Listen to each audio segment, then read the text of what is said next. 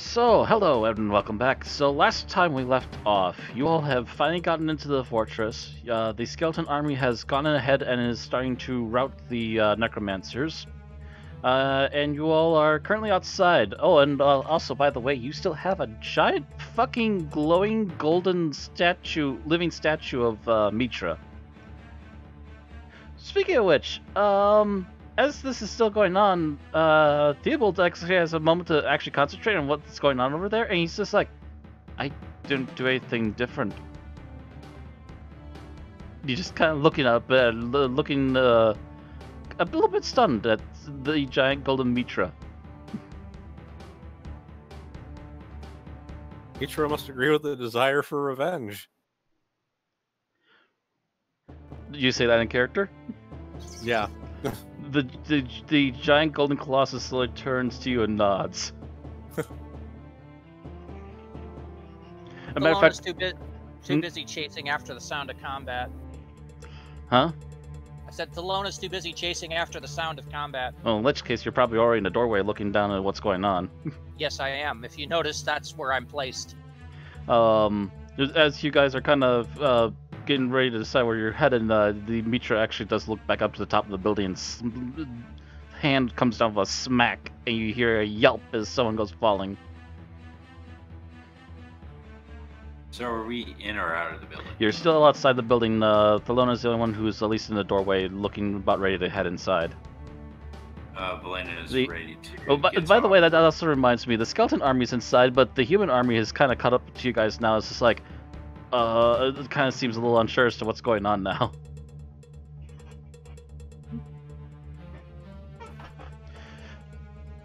Nothing? Should we maybe have them hang back and just reinforce the, or just, stop any enemies from getting outside? Sure, that sounds like a fair plan. Geralt nods. You all watch this door. No one escapes, and points to a couple of the big guys in the front. They quickly nod, and the rest of you start heading inside, I assume? Yeah. Alright. So the rest of this it's pretty straightforward what you're looking for. You have been in here one time, Valena. You're aware that where the White Witch normally stays is basically just straight up ahead. Like, she doesn't really... Loey has not really changed much. Matter of fact, this place still looks in disrepair after the abandonment of it, but it looks like the necromancers had been doing some patching up. Off to as you're heading down the main hallway, you do see off to the other wings on either side of you as you pass archways. You just hear the commotion of skeletons screeching and occasional panic yells as spells go off and eventually silence. So it seems the skeletons are taking care of business. You do see a few necromancers that aren't dead, but most of them tend to be like cowering in corners with hands over their heads, like they're not going to move. This must be so weird for them getting killed by the thing they're used to unleashing on other people. It would seem that they're rather shocked by it. Certainly weren't ready for it.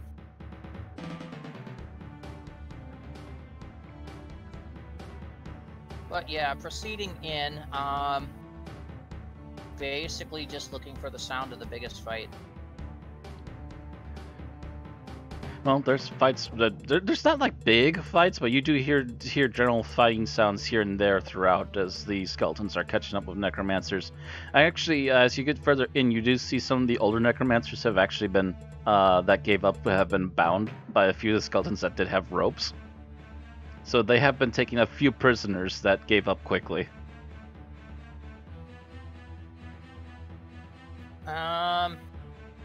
Layout, is there like a main area of this temple or anything? Basically, the fortress, the main hallway you're on just goes straight back towards where might be like a throne room or something originally for this place. You do occasionally, like I said, keep seeing wings off to the side, but it seems like the skeletons have taken most of these as you keep going down. All right. Just head to the throne room then. Yep, keep going. Just keep marching on through. Okay, after a little while of just keeping an eye open, you don't see any major threats, and you do eventually start to see the big double doors at the end. Which will bring us over to here. That's what Matt was waiting to pop a new map for. The door at the end of the hall is the big double doors are where you're heading to. That seems to be the end of the main hall. So that'd be more or less where the throne room used to be, and possibly where other things just are. Wall? Huh? Is this just wall? Yeah, that's just regular wall as far as you can tell. Alright, well, You can go up and investigate if you want to, but I'm not sure you're going to yield anything from these walls. I'm proceeding forward. Alright. At my barbarian pace of, yes. Alright, I will say that you do see the rubble that's from the decay when this place was abandoned, but also as you get closer to the double doors, you do see 3 piles of bones set in the hallway. What were you trying to say, Zareth?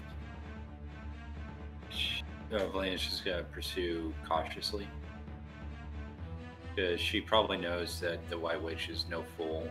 She isn't just gonna leave it just open for anyone to walk in. So she'll probably follow Barbarians behind. move up. Cleric doesn't want to be too far behind. Rogue is sneaking along. Keeping a distance, but also keeping close enough that she can do something if something pops up. Right. Alright, let's see here. Okay, nothing yet. Alright. Go, catches up a little bit. Sick. Yeah, these. Yeah, by the way, yeah, those are pretty big piles of bones. Oh, okay. I'm moving at my barbarian. I'm assuming these are 5-foot squares. Okay, yeah, yes. So you just took your full turn to move then? No, I took my full movement action. Yeah. Okay. Remember, I'm a barbarian, so I got that extra 10-foot move. So just as you you use your regular movement to walk that far, as you get there, you start to hear a noise from all 3 piles of bones. Well, then it stopped. This still technically my quote action unquote. Okay. So then I'd probably stop and ready to strike anything that comes out of these. All right. At first, it starts off as a noise. Then it becomes louder. And then you start hearing popping and snapping. After a few moments, the piles are completely moving. And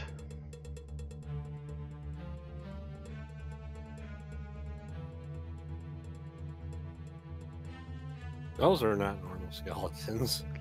you see 3 very large skeletal figures now standing upright. The entirety of these bone piles becoming them. Are these bone golems?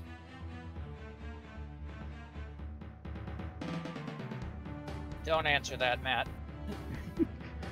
Not answering. Elena is just thinking to herself, I gotta learn that spell. Okay. Well, they're here now. I'm going to take a swing at one of these. Yep, Since I'm right you here. still have the chance to attack really quick. I before said I it's was combat. readying, and now I see them, so... Yep.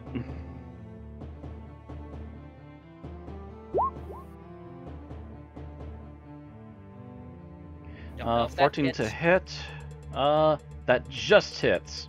Alright, so that's 10 slashing. Because I rolled ass. Actually, yeah, you're using your, yeah, your +1. Yeah, okay. Had to double check that. There's some stats with these good boys. And I believe you do a double tech, correct? I don't know if you do that when you're Yes. not technically in combat, though. I do that if I'm... I was... The barbarian's combat roll is 2 attacks. Yeah, but we hadn't technically initiated combat yet. I don't. Well, he was holding an action, and that was before they raised up. So technically, he was holding both attacks. So I'd get that one too. So that's a total of 25 to. Yep. Okay. This one. I was figuring this out one since that was the closest one. Although Well, technically you could hit the other one too. Yeah, technically I'm in melee with both of them, which is fine. That's kind of where I wanted to be. All right.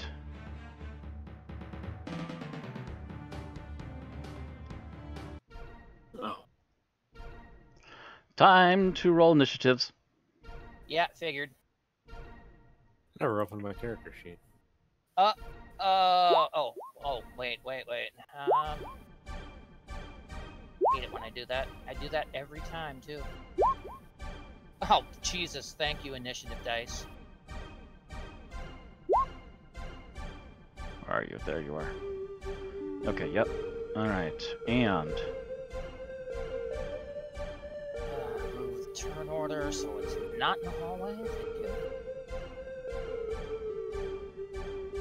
let me get the character sheets open really quick. And just do them all in a row. Actually, I don't even need to have these character sheets open yet. I can just hit initiative. I keep forgetting that. Initiative, and initiative, and descending. Oh wow. Okay. The enemies rolled suck on the initiative roll. Apparently, yeah, they're closer towards the bottom. I rolled suck too, so. Not as Yeah, bad but as you Theobald. got the first hit, so I don't know if that really matters that much. Yeah, you It technically could got have, roll 'cause zero. If I could have rolled high, I could have hit that one again. Before it had a chance to hit me. Alright, Giselle has seen that there's been hits landed on this first one, and it would seem that its focus is taken away from her, so she gets to sneak attack it from long range. And I remembered to update her weapons this time.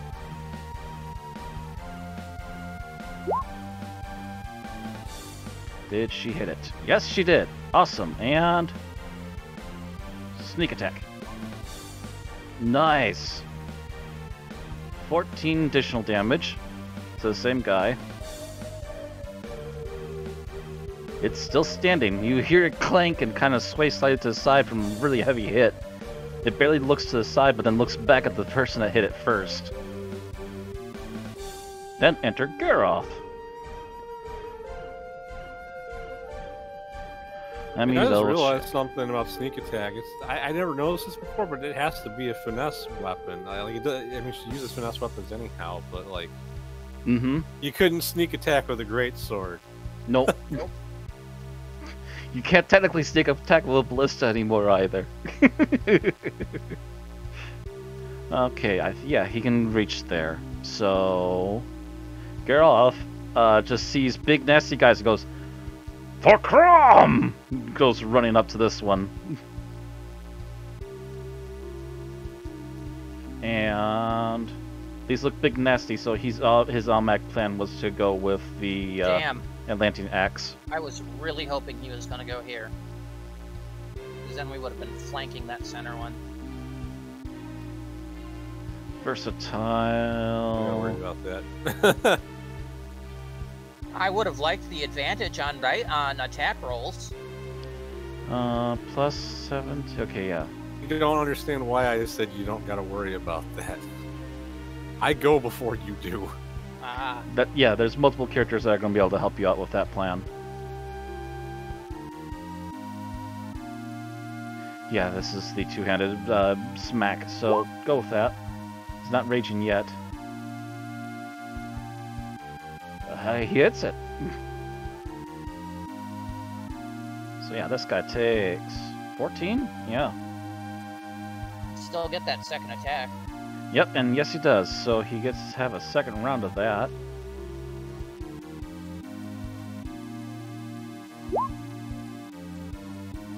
And Ooh. that's 13, 27. An additional 13, yep. Barbarians are coming in hot. Alright, Valina, your turn. Valina's gonna first level magic missile monstrosities. All right. You're gonna have nothing but cantrips by the time we hit the boss. No, I'm just burning my first level spells. Yeah, how many spells did you burn outside? Because we haven't had a rest since then. I think she only used like 2 or 3 spells from what I recall. Yeah. She didn't use that many of them. So just 2 to the first one. All right. The middle one gets 3, and the one on the right gets 5. Okay. Oh wow, max damage on the guy over here. He's just not getting any luck right now. So thus far he's had 30 points to him. A little, just about there, yeah. A little more than that. Alright, that's your turn then? Yeah. Alright, Azina. Just gonna run straight forward and start hacking at that middle one. Well, that's a miss. That's a miss. I think you only get 1 attack, don't you? No, I get 2. Oh, you do get 2, okay. Okay, that one hits. You do 12 damage, and yeah, you're using the Lantern Sword. Alright. By the way, I had to keep track of that because they take half damage with normal weapons. Ah, so if we didn't have magical weapons, they would be, yeah. Yeah, they'd be taking a lot less if it was non-magical. And Lantean just barely counts as magical. It's basically, like I said, your +1 sword. Alright, you're done then? Yep. Alright. Actually, wait, one last thing. I will use inspiration on Thelona. Okay, that's right. So Thelona gets a plus 6? She gets a +6 on a roll of her choice if she needs to boost it, decides to boost it after she fails. Or if she just wants to increase the damage after she successfully hits. That too. If I hit, if it's a low, if it hits but it's a low damage, you can boost the damage a bit more. Yeah. All right, the middle one apparently goes first. So here's another unique trait about these guys. As you've now closed in, and the first one is finally beginning to act.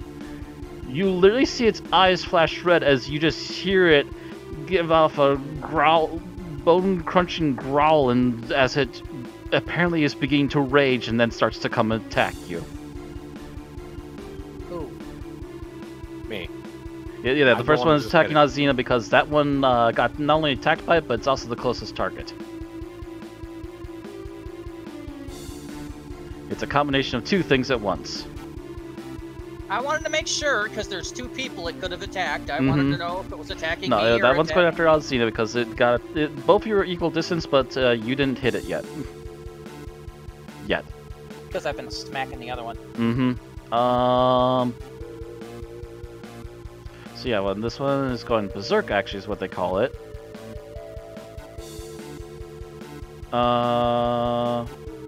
Actually, no. Wait, no, he's trying and berserk. I need to roll a die for this, actually.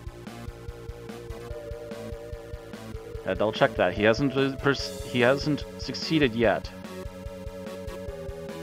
On a roll of 6 on a d6. Oh, jinxed it. He berserked anyway. On a 6, the golem breaks, it goes berserk. On each of its turns, it attacks the nearest person. Yep, basically it just means that it doesn't think about it, it just goes with whatever's in front of it. Okay, so it's a good old Final Fantasy berserk. Yep. So there's no additional bonuses to strength, it just goes, there's things near me! Ah! It goes mindless. Not that it had much of a mind in the first place. And it does that until either it's fully healed or either fully healed or there's no other moving units within a 60-foot range. So is this just a side effect of it being damaged? It's a side effect of an enemy being near it. Oh. Yeah, they go berserk just for being within 60 feet of them. Yeah, the first time I checked, you guys were just beyond like 30. I was like, the 30 feet will be where they activate and they're woken up. But yeah, within 60 feet and being an enemy equals I could kill you. I kill you. Okay. Their main attacks are slams. Oh boy. If I recall, is crushing damage.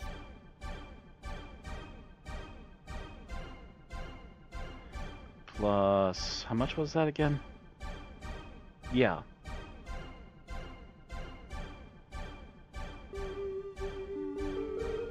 Oh, whoa, whoa, whoa, whoa, whoa, whoa, whoa, whoa.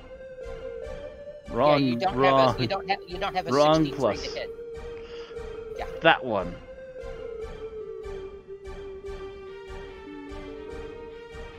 There we go. That's 13. a little better. Okay, Xena, what's your armor class again? 17. 17. So yeah, it swipes at you and misses, but it has a second attack and hits. And this is bludgeoning damage. So 2d6. 1, 2. That's 9 damage. I rolled a 63 to hit you. Haha, you missed because my armor class is 69. Nice. Ice.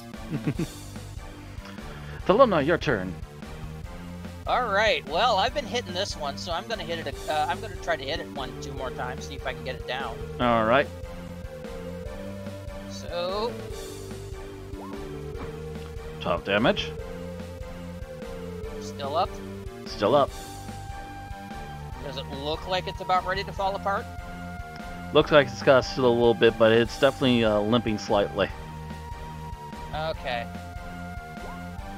Ooh, that's nasty. Oh, but you missed. Yeah, that was just under the armor no, class. add 6 to that. I hit. Oh, okay. Yeah, that's right. We had prepared for that. 15 plus 12. No, you gotta roll. You gotta roll a 1. Oh, that's right. Roll a d6. Roll? Okay, so well, either One way. Yeah, yeah. As long as it's a 3 or above, you hit. Oh, really? Actually, I hit... as long as it's a 1. Yeah, never so mind. No matter what, you technically don't need to. I'm not gonna bother to roll because it doesn't matter. I hit. As long as you hit a 1, yeah, never mind. That's how it was.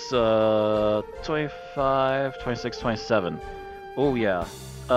You finish these 2 slices, and you literally watch as the golem takes a knee and angrily hisses in your general direction. But it's still there. But still there. And speaking of which, it gets a roll of d6. Does he rage? Nope. But you're right here, and you hurt him a lot, so he's going to hit you anyway. And he's just going to try for the smashy. This is bludgeoning damage if it hits. Doesn't matter. I'm not raging yet. 15 to hit. That's a miss. That'll... And 25 to hit. Oh, that'll hit. All right. That'll hit. And yeah, it's 2d6. Oh, 2d6 plus 3. Actually, add additional 3 to that, Ozzy. I forgot about that. Huh? That was the hit that you got earlier when you took, how much was it? 9 damage, additional 3, so 12.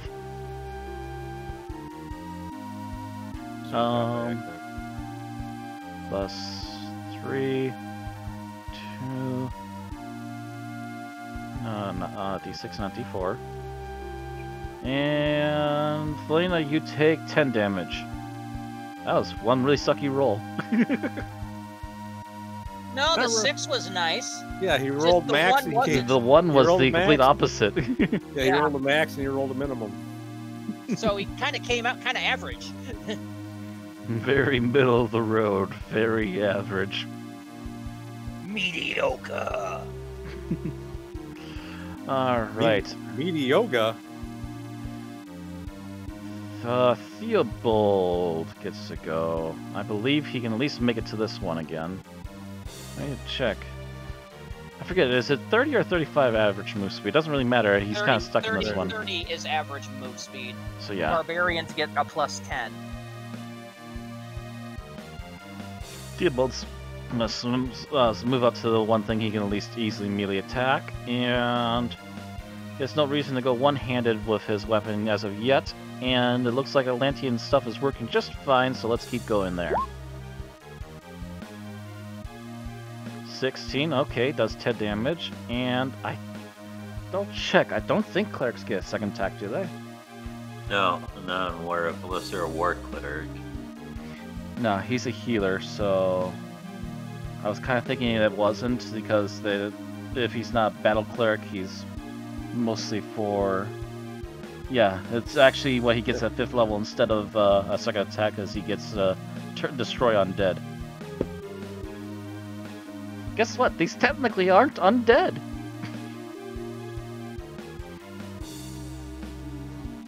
So that's not happening. So yeah, he does just 10 damage on this round. Another bony clank and a slight shudder as it looks down at its 2 victims. Meanwhile, this one... Let me see here. Is he smart enough? Nope, he goes berserk and starts attacking Geralt. What you're probably going to do anyhow. Is likely to do anyways, but now it's official. Plus 6. D20, go. 15, I'm pretty sure that does not hit him, and that definitely doesn't hit him. Wow. I'll check, but I'm pretty sure he's like, yeah, he's 17. Geralt, you just see him, like, block the first one with his axe, and then the second one he just steps back really quick and then moves back into position.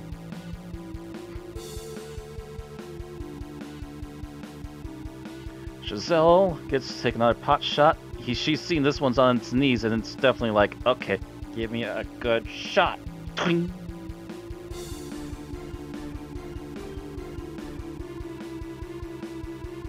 Oop, wrong bow. Doesn't matter as long as it hits. Yep. Don't even do a sneak attack damage on that one. That just, you see arrows something pass through, and immediately the head is just knocked off of this thing as it just clumples over.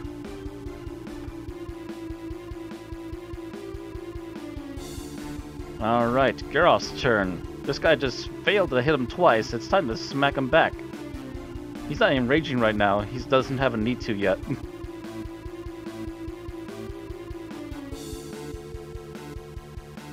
Alright.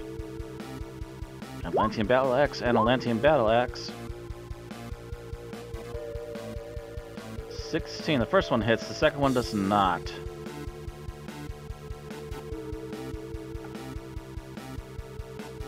Alright.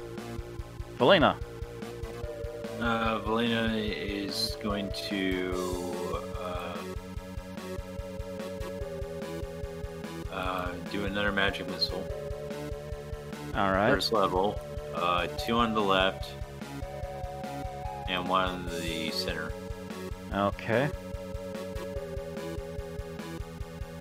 So 2.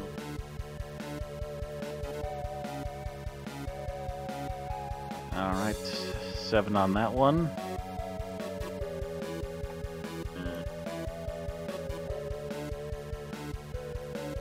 5 on the 5 on that one. I had a thought. Aren't golems immune to spells? Immune to spells. They're immune to some things, but not necessarily damage immunities. Poison, psychic, bludgeoning, piercing, slashing from non-magical attacks.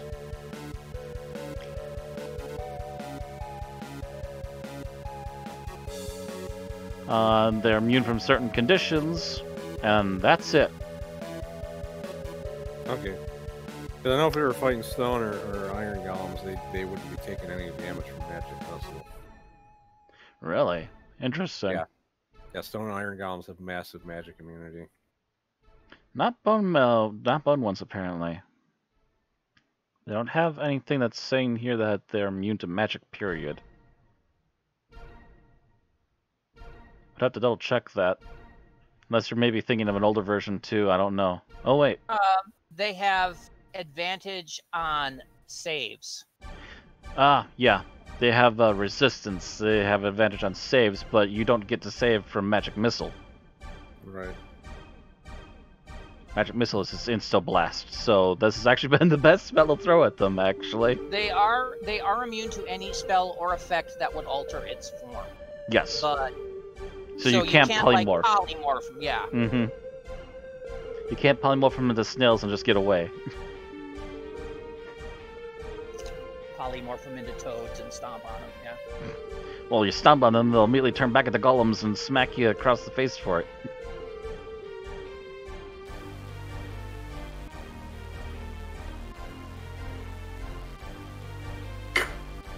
Anyway, Azina.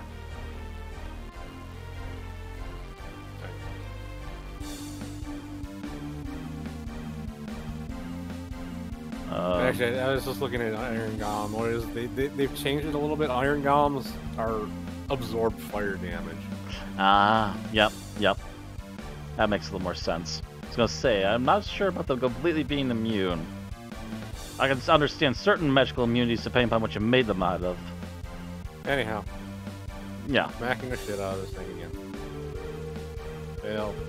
I suck. Oof. I should have gave Bardic Inspiration to Garroth. Oh, Bardic Inspiration to Garroth, okay. Yeah, you try taking 2 swings and you just hear a slight creak as it raises up an arm and just blocks it with its forearm. Nothing quite catches in the joints.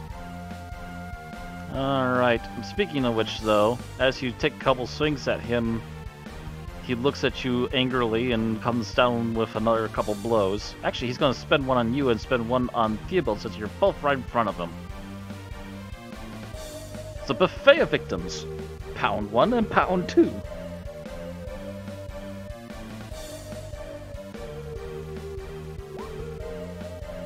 Oh, that hit. Well, yeah, that's a 24 to hit. 2d6 plus 3. Take 8 damage. And the other blow goes to Theobald. 21. I don't think that actually gets past his armor. Seriously? He's got like full-on freaking plate going, and it's Atlantean plate. Oh, no, it just passes his armor class. That was a solid hit.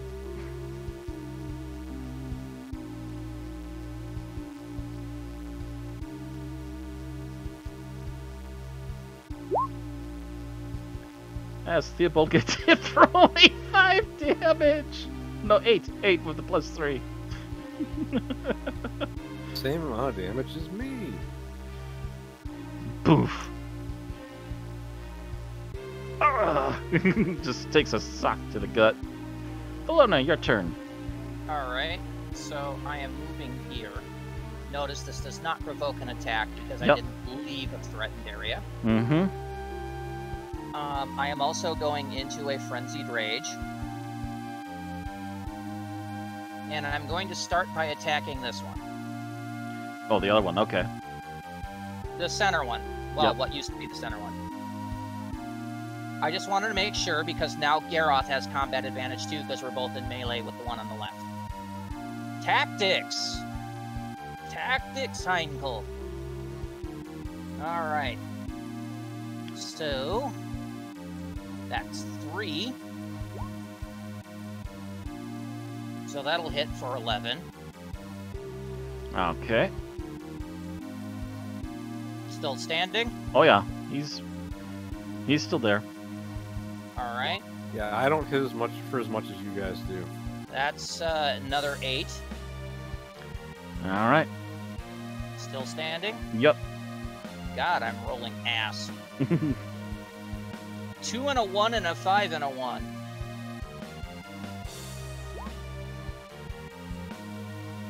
Well, at least that's a 2 and a 3. So, yeah, that one's an additional 10. So, a total of 28. Yeah, you hear repeated hits as you see a little bit of damage, a couple of stray bits of bone smacked out of the thing, but it's not quite down on its knees yet, but you do see that it's getting a little ragged and leaning to one side. With that, it's Theobald's turn to try and hit it. I think hitting it with his sword is his best option. Technically, he could do other things, but I don't know. You can't just turn cure wounds around into cause wounds on a fly, can you? Because I know that used to be a 3.5 thing, but I don't know if that's a 5. No, you gotta have pick to have memorized. Yeah, you have to pick to memorize cause wounds. Because they don't even roll the same dice. So yeah, they can't, that's true. So yeah, he wouldn't be able to do that. Of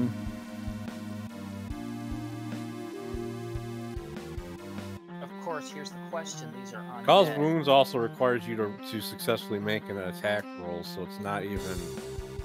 Yeah, so it's not even like a touch like Match Missile is. And no, Randy, they are technically not undead. They are essentially just pieces of bone that have been used normal magic on to bring them into a golem state. I don't think it would work on. I don't think cause wounds would work on them anyway.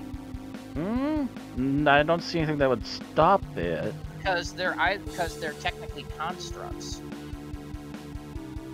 But you can still damage a construct, though. I guess so. I know cure wounds doesn't work on constructs, so. I think inflict wounds is necrotic. Yeah, technically it's necrotic magic, so it's not the same. It's a similar idea, but not the same thing. It's not the reverse of it as it used to be in the older it's edition. not the reverse like a 3rd edition was. Yeah, because it also does it. If you successfully hit, it does way more damage than heal wounds or cure wounds heals. Yeah, that's true. I've seen people use cause wounds, and they're like, "Holy shit, that does a lot of damage compared to curing wounds." Yeah, because it's 3 die 10 instead of 1 die 8 plus your magic modifier. Mm-hmm. Yeah, he is better off just swinging at this thing for right now. That's the thing is they made a lot of really strong first level spells. The mediocre lower levels. They require a successful attack roll. That's the trade-off. And he smacks it for like the most minimal amount of damage he possibly could. Yeah, welcome to the club. Skull suddenly starts acting like one of the Ninja Turtles from Turtles in Time. My toe! My toe! It lifts up a foot and wiggles it a little bit, and then looks back at them.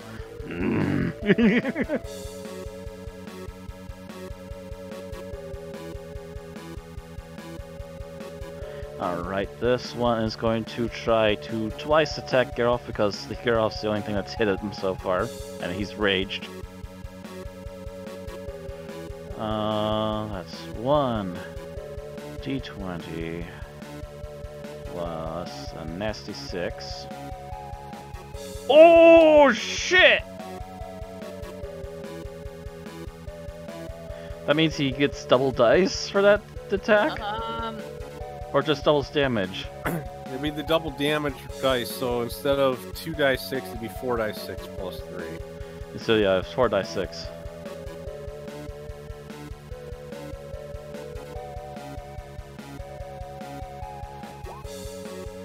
Ooh. Not a friendly nudge, not at all. Okay. And... Oop. Down, not up.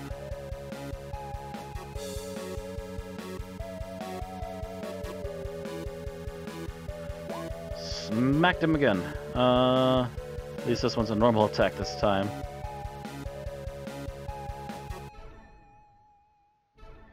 Yikes. Okay. Yeah, that one really hindered that previous attack. That's a... Huh? Yeah, that's 15, 12, so that's I'm adding them together. Okay. Oh, yeah. 25, 6, 7.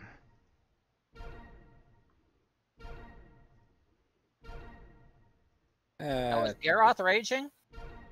No. Not yet. He had not activated rage yet. So he takes full blunt of that, and that's almost half his hit points. Almost.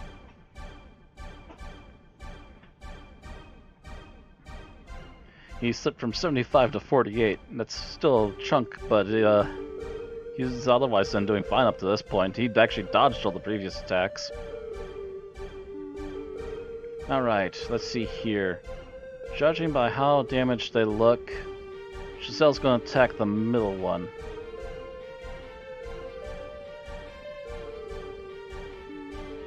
Let's actually get the right bow this time. Ugh. Yeah, it'll miss.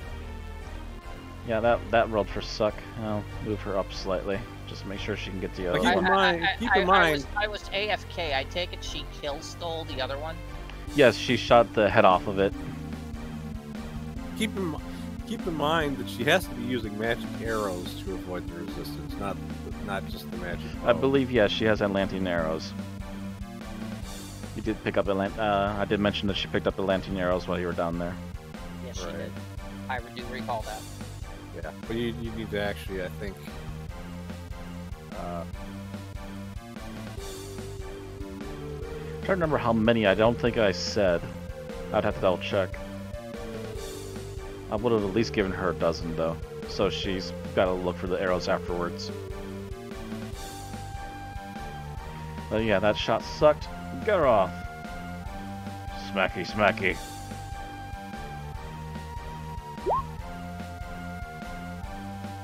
.22, 6 damage, and...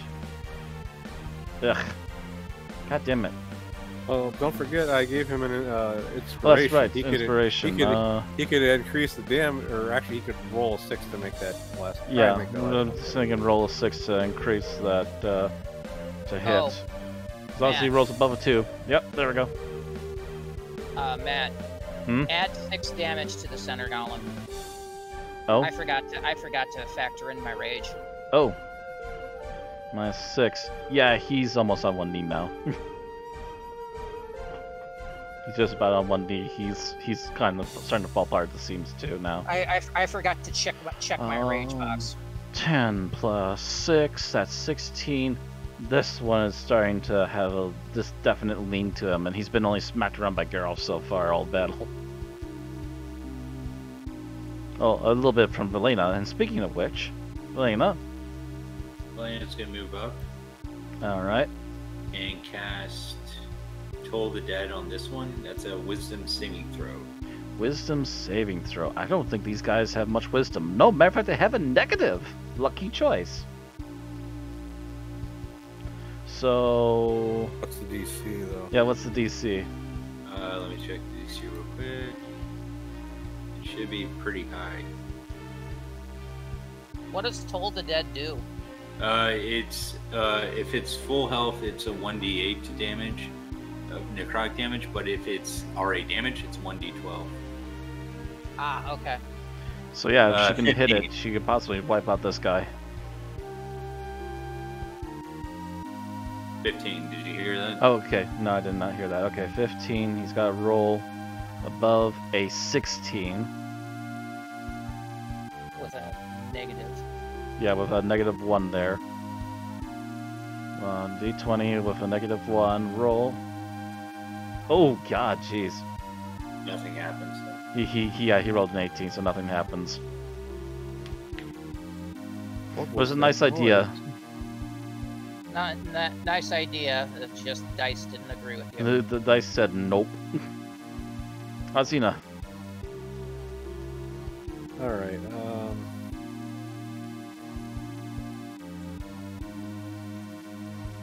just gonna freaking hit him. Try to hit him anyhow. Oh. Alright, yeah. You pull back, snap a shot right into his leg, and you just see him groan, shudder, and then just fall over and shatter on the ground. Okay. Then, with that, I take the momentum from the swing forward and go up and hit this one. 7 additional damage. Yeah, this one is starting to get to the point that it's kneeling. Felona. right. Well, this one's gone, so that just leaves one left. I have 3 swings. Smack 1, 9 damage. As you reel back to planning to do 3 swings, the first one literally just removes an arm. It becomes unbalanced, topples over, and cracks its skull and immediately falls to pieces. Quick, attack the ground. I think it's not responding. He's either already dead or already won. I'm not sure which. Okay. Now the fight. Yeah, okay. Are there any piles of skeletons in these bones? Like full-fledged skeletons? Like a full skeleton?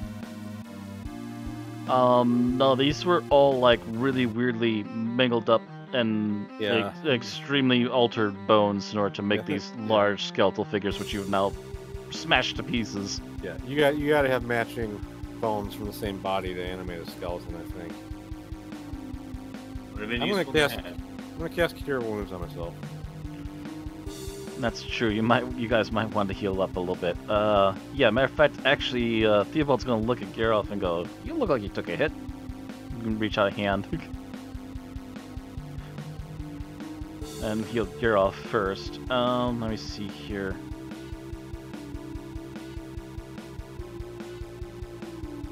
What does he have here? Actually, doesn't he have? What does Bless do again? That's Bless just just bonus gives you to something bonuses. else. Yeah, it's a buff, not a heal. Doesn't he have a channel divinity that heals?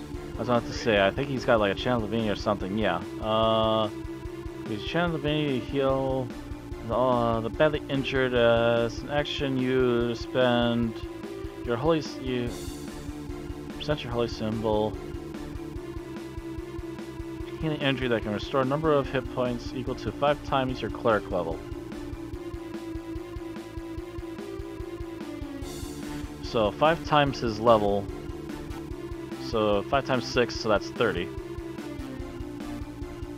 You can do up to 30. He can do up to 30 hit points repaired to any target creatures within 30 feet of him. So 15, 1 to Xena, 1 to Geralt, or 1 to Flona. I was kind of thinking like 15 between both of the barbarians. So plus 15 to Flona. Oh yeah, that puts Geralt in a pretty good place again. I'm gonna cast another Cure Wounds on myself. Fuck! Stop giving me 4s! 4. You keep casting on yourself, and the people kind of looks back, hearing your distressed anger at your own spellcasting. So you need help, the lass. He suddenly became Irish. I just hold up a finger. One more time. One more time. Just hold up a finger one more time. All right. My other level 1 spells are not going to be useful during this entire adventure anyhow. So. Oh my God! How do I keep rolling 2? I rolled a 2 3 times in a row. The dice roller hates you today. That's good enough, though. Fuck it. Let me see here. How many times can you do Channel Divinity? Was it just once per rest? I think Channel Divinity depends on what tier you're at. Second level, you can use your Channel Divinity to heal. Book. Yeah, because I think there's like a thing where it starts to multiply at some point. I forget when that happens. Yeah, I know what you're talking about, and I believe you're right on that one. I just don't remember where. Beginning at 6th, you can use Channel Divinity twice between rests, and then 3 times starting at 18th level. So he can. I believe you're all just hit level 6, correct? Yes. I do believe so. So yeah, so he just got the ability to cast it twice. We're almost level 7. How's everyone's hit points looking? I'm actually good. not that bad. It'd be better to save it for. Yeah, it might be more useful in combat. You know, between the mass melee outside and the 3 bone golems, we might have actually hit level 7. Yeah, Oh, but you usually probably. don't level up mid-adventure. I know. Yeah, it's the only downfall to that. It's like you can't level up what we can in Planescape. Just hoping to hedge my bets before the boss fight. Unlike in the Planescape PC game, you do not level up mid-battle, sadly.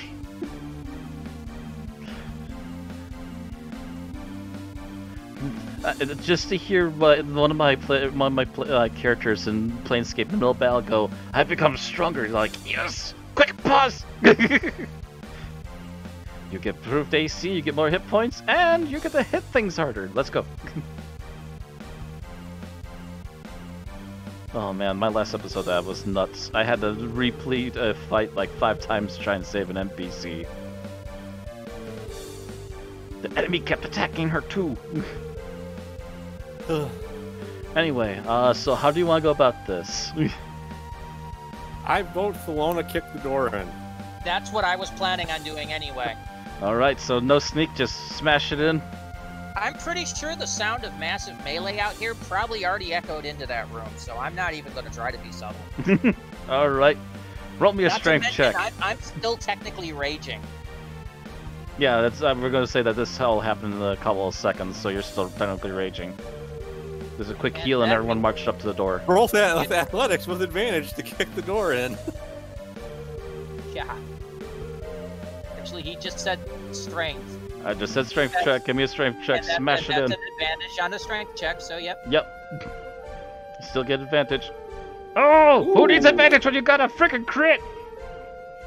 That's not a crit. That's not a natural 20. Oh, And that was the advantage. The advantage. Oh, I rolled a okay. 2 for first. The advantage roll gave me It's a 16 plus 4. It's 16 plus 4, yep. Yeah, so you pull back your foot, you level it up just in front of the door, and just smack as you both doors swing immediately open. And inside, I've got to close that and reveal area.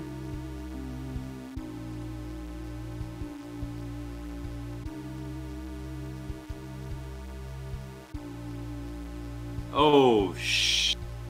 A very large room, and in the back is a throne. But along with the rubble, you see at least 3 piles of skeletal and other varying levels of rotting remains throughout the room. But also seated on the throne is the witch, dressed all in white.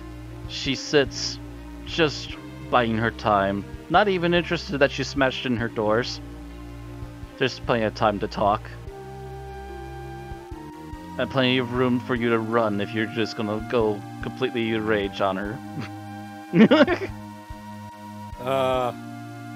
Did you just...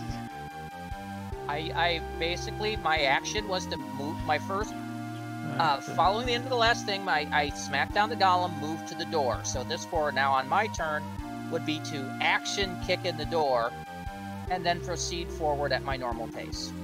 Yeah, so it'll be right about there, if you're running in. So do the rest of us have time to actually move before we have to roll for initiative? I'm after that? allowing everybody a quick move action to catch up with Helena, yes. Valena is gonna move up. Yep, right there. Moved a little too much because the map kept jumping. But yeah, right there.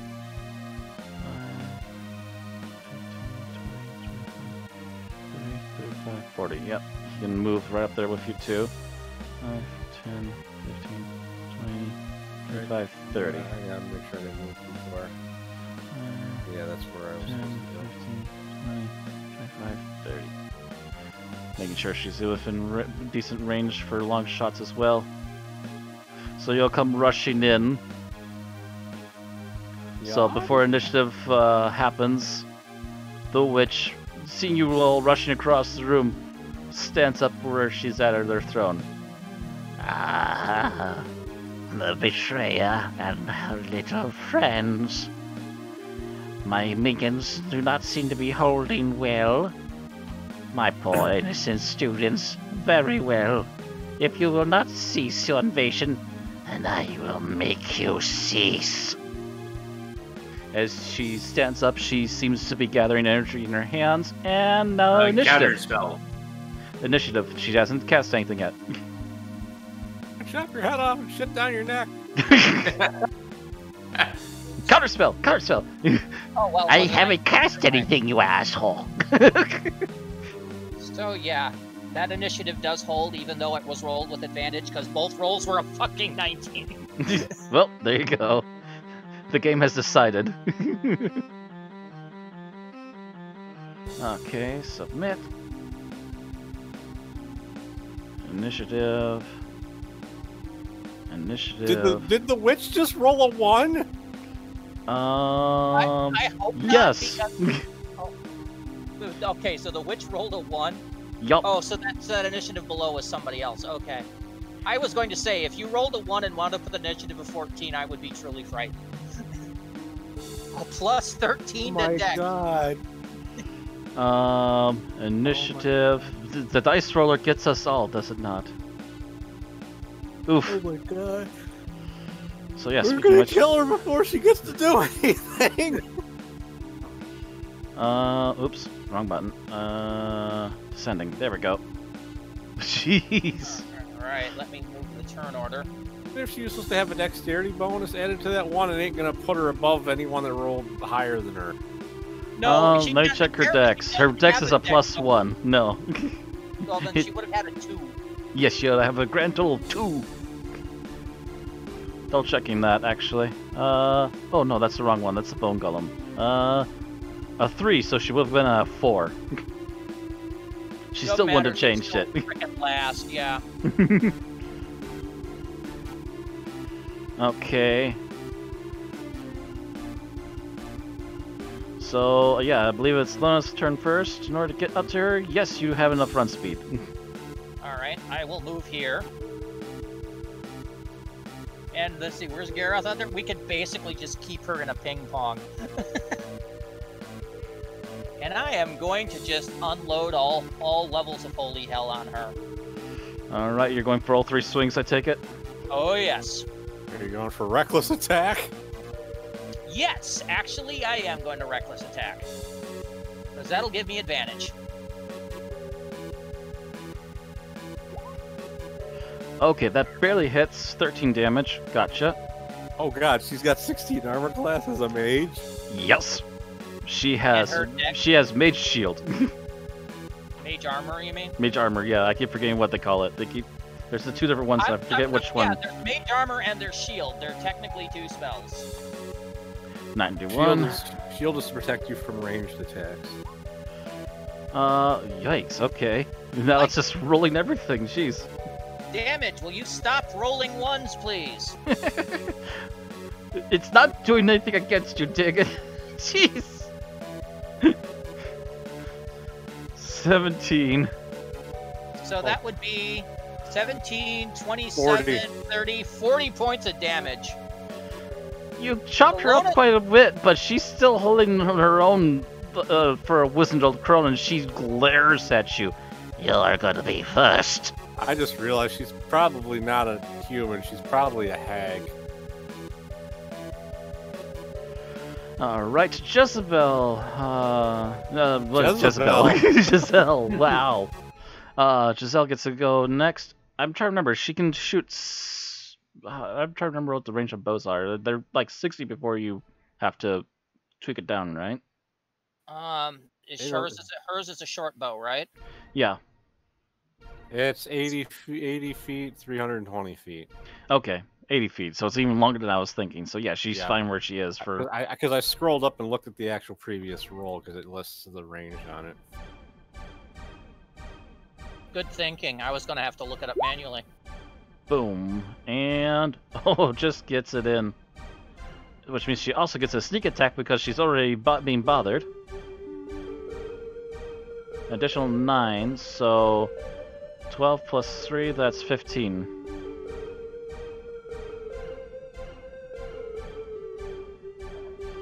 Does she bleed from these hits? As you see the arrow hit, you do see a quick splurt of red blood. She's just Then we're fine. We are fine. You know the Conan philosophy. If it bleeds, we can kill it. Oh, that also reminds me. I was going to change it, but you know what? Actually, I think this music's doing just fine right now. There's music? Oh, you're not hearing the music? I have not. No, I might be because it's down. Yeah, you might have turned it down on your end. Yeah, my master music was down. I think probably because of Bob's crazy music. Yeah. Yeah. See, I already tweak it down for everybody else, and so that way I can make sure I can hear everybody as well. But yeah. So that was Giselle's attack. She got a nice hit. Belina. Can I move in front of Geralt? Can you move in front of Geralt? 1, 5, 10, 15, 20, 25. That would be your center of your movement. Yes, you can. Alright. She's gonna get in front of Geralt, stare down dead in the eye of the White Witch, and say, "For my parents," and she's gonna cast a lightning bolt. Does that ricochet off walls still? Not anymore. Nope. I was gonna say, I don't think there's a ricochet rule on that thing anymore. Oh, come on. Anyways, it's, didn't roll the damage. So it's 3D, no, it's 8D, 8d6, alright.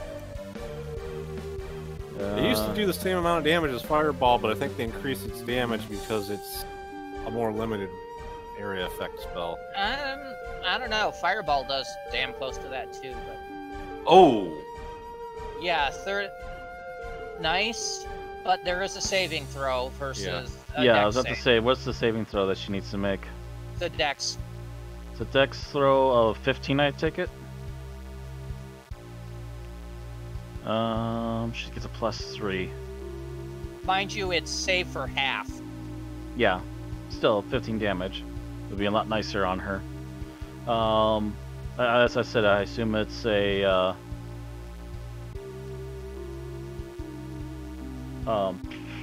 she's trying to reach over 15.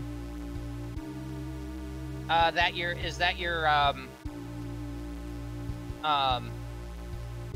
spell save? Zareth. 15. Really? Yeah, 15. Yeah, Okay. 15. Yeah. 19, she gets half. Yeah. So you send out the lightning bolt, and she recognizes it just the last second, and she swerves aside, but is still clipped by it. Ah! She does like Child, a Neo, I'll teach you a valuable lesson this day. She does like a Neo dodge, but it clips her anyhow. Negative. Yeah, 15. And actually, how many people have gone? Yes, this is the turn. This is the part of the turn where you get to get surprised. She's technically a legendary creature. She gets an extra move right now in the middle. Immediately, she turns to the barbarian. She gets for that. Yeah. Immediately turns towards the barbarian. You especially have been a bothersome pain. And let me double check here.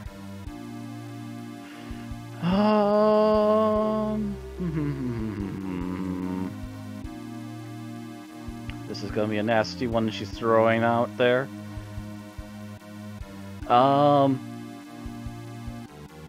do I double check what she needs to dodge?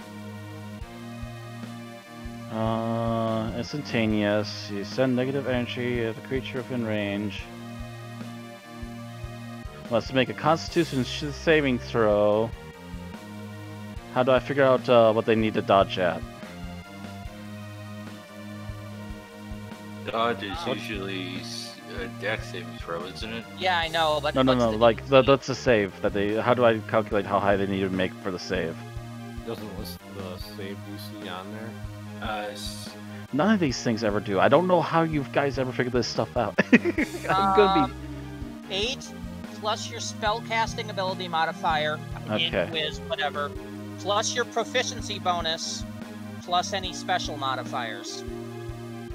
I can never figure out the proficiency bonus, but 8 plus her casting modifier, which would be in her intelligence, which would be a +4. 8 plus 4, thus far is 12. Plus. Proficiency what level is she equivalent there? I believe she's a level 10. Okay, give me a moment.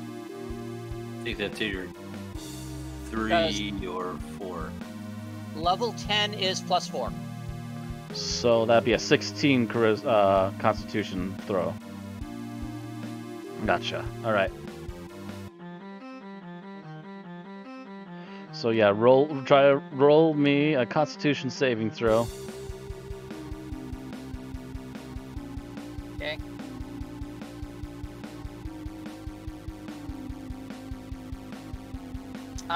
Just to be sure, before I do that,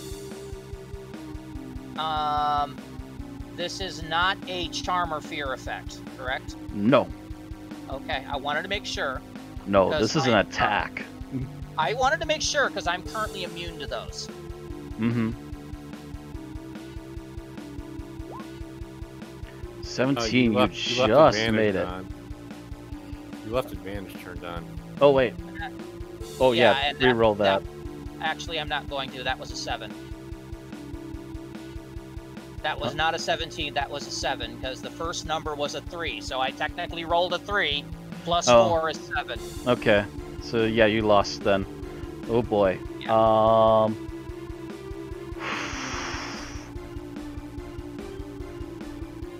That's the way I do it. If I roll advantage and it's supposed to be a normal roll, I just take the first roll on the dice. Because that would have been what I rolled. Plus. Yikes. Roll. Oh, Jesus. Smack! 55 damage. What did she hit her with? Finger of Death. Oh, Jesus. You're at 10th level and you can cast Finger of Death? I think that we were saying the character is at.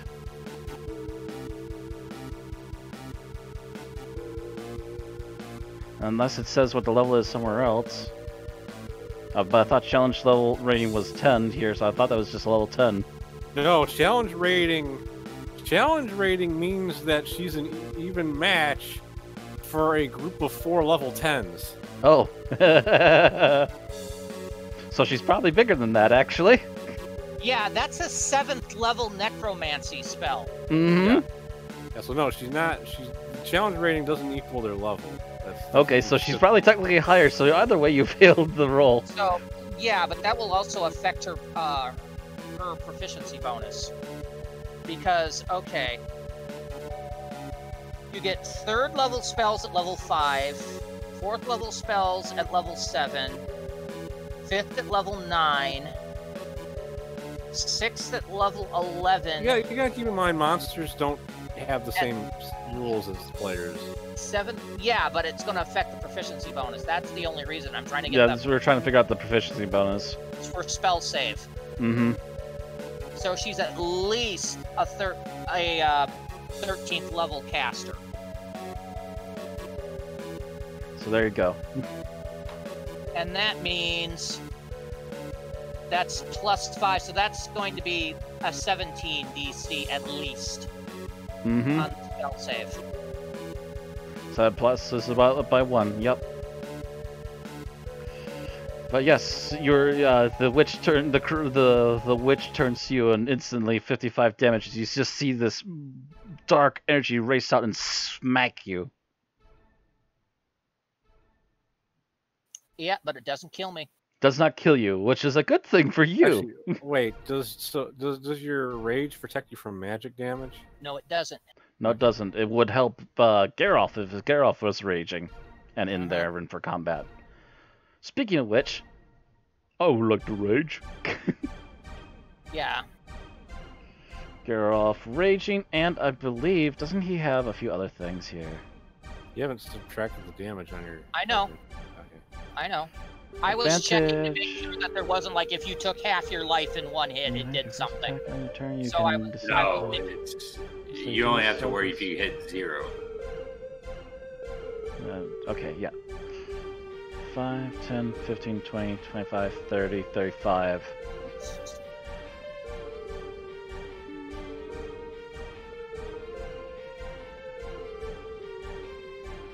He's not taking chances, still using the axe double-handed. 13 and... So he's reckless attacking too. Yep. 12. Actually, no, he doesn't need to. 2 creatures are in melee with it. That means that you automatically get combat advantage. 23, 25 damage. Is he just chopping into her?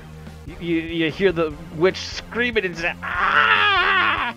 Goddamn some barbarians, the lot of you!" Now glaring at him. Xena, your turn. Quick question: what kind of weapons is she wielding? She has a staff in her hands. Okay, I can't heat metal her staff, unfortunately. I'm not sitting on the throne, so you can't do that to the throne either. I'm going to use my turn to throw 2 daggers at her. Alright, dagger. Hits and misses. So 5 damage. Whoosh! One goes wide. What?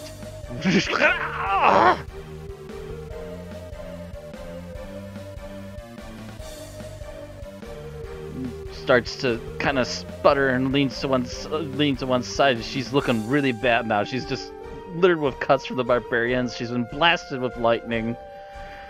This can't be happening. 5, 10, 15, 20, 25, 30. He can't make it all the way, but he can. I was just expecting Theobald to yell Psycho Crusher and go flying across the map.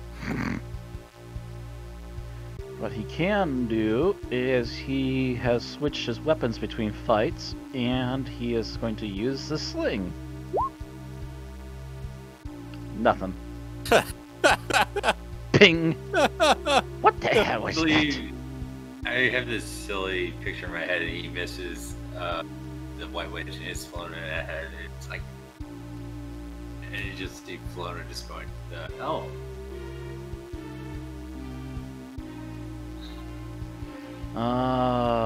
Let's see here. I'm gonna check through her spell list here and see what these do. These sound like they might be worse. It's nice knowing you, Flona. Large. Okay, nope, that's not what I'm looking for. Wait. Oh.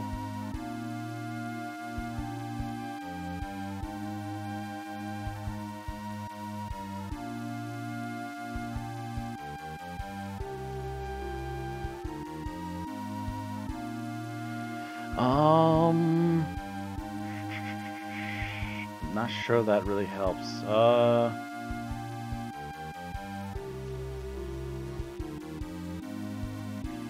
Oh, no, actually, no, that will help them. Okay.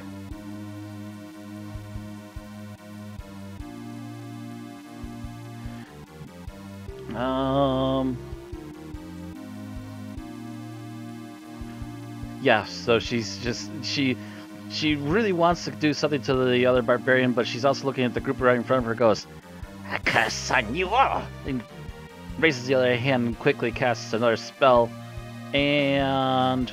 Can I counterspell? You can. What level is counterspell again? It's a 3rd level spell. You are within 30 feet, which is counterspell distance.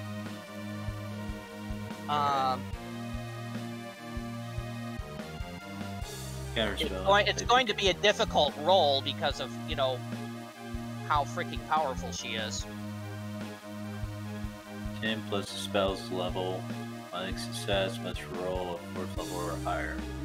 Alright, so it has to be 10 plus whatever the spell's level is. Spell's level is level 5, so it has to reach a 15. So I have to roll a regular d20, right? Mm-hmm. Yup. Oh, come on. Nope. You try to cast it, but she's a little too fast for you. No to it, aren't ya? But just as she says that, right in front of you, a big plume of green smoke all around you. You are now Cloud Kill. Cloud Kill. I was trying to remember what it was called. From here, in 20, 5, 10, 15, 20. So yeah, from right there, just barely enough space between her and Velena's that gets all three of you in that spot. Matter of fact, oof, gets all four of them. Oh gosh, she basically filled up the whole chamber in front of her almost. Yeah, the only people aren't affected are the barbarians. Yup. And it's going to be some nasty poison damage when you get to your turn. But speaking of which, Thelona. Alright. Well, fuck. I'm hurt. My only hope is to kill her before she kills me. This is giving me flashbacks to that freaking Necromancer boss at the end of the 2nd edition campaign. So, balls to the wall. I'm no longer using Reckless Attack because you've got 2 people in melee. That automatically grants me advantage.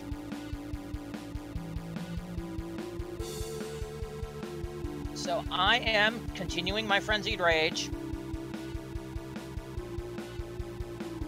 And I am going to go Great Sword. 15 points. 27.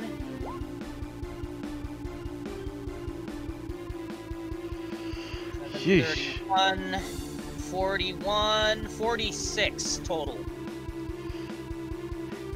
First swing, chop off the arm. You hear her starting to scream and she's about to turn to cast something else. Chop off her other arm. As she's still standing there screaming, you just come back around, poof, off of the head as it comes tumbling down the stairs in front of the throne. Enjoy your life in hell, Hellspawn. You hear a slight coming out of the throat still before the body just finally falls over, and just as the poisonous gas cloud was about to come up, it dissipates just as suddenly as it's about to appear. So just in time for the spell to not hit you guys, it goes away. What was that? Was a concentration spell? It was Cloud Kill. I think it was a concentration. It was Cloud Kill. Yep, concentration. Oh yeah, I definitely broke that concentration. Did I break your concentration? Even if she had survived that, I doubt she could have made a DC 55 spell save. It'll be a heck of a roll.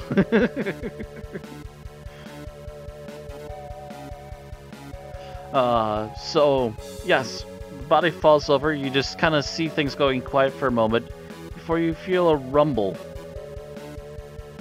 And as it starts to rumble, you see a pillar of dark energy shoot out of the body, literally smashes through the ceiling. And for a brief moment, you see a figure standing over her now, about 20 feet tall. At first, it just looks like a black mass with a slight white orb at the top, but then the figure turns around. You see it's actually mage robes with a skeletal head. It then slowly looks at each and every one of you. Its skeletal mouth clicks open as it begins to speak aloud to you all. Father, son, mortals, you have entered the field of not here. Go back to whence you came and bother me no further. If you continue to be a problem, those of doom will answer to your actions.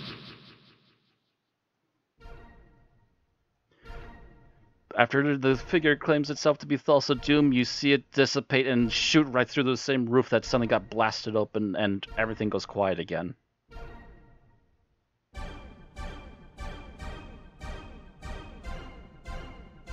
That was awkward.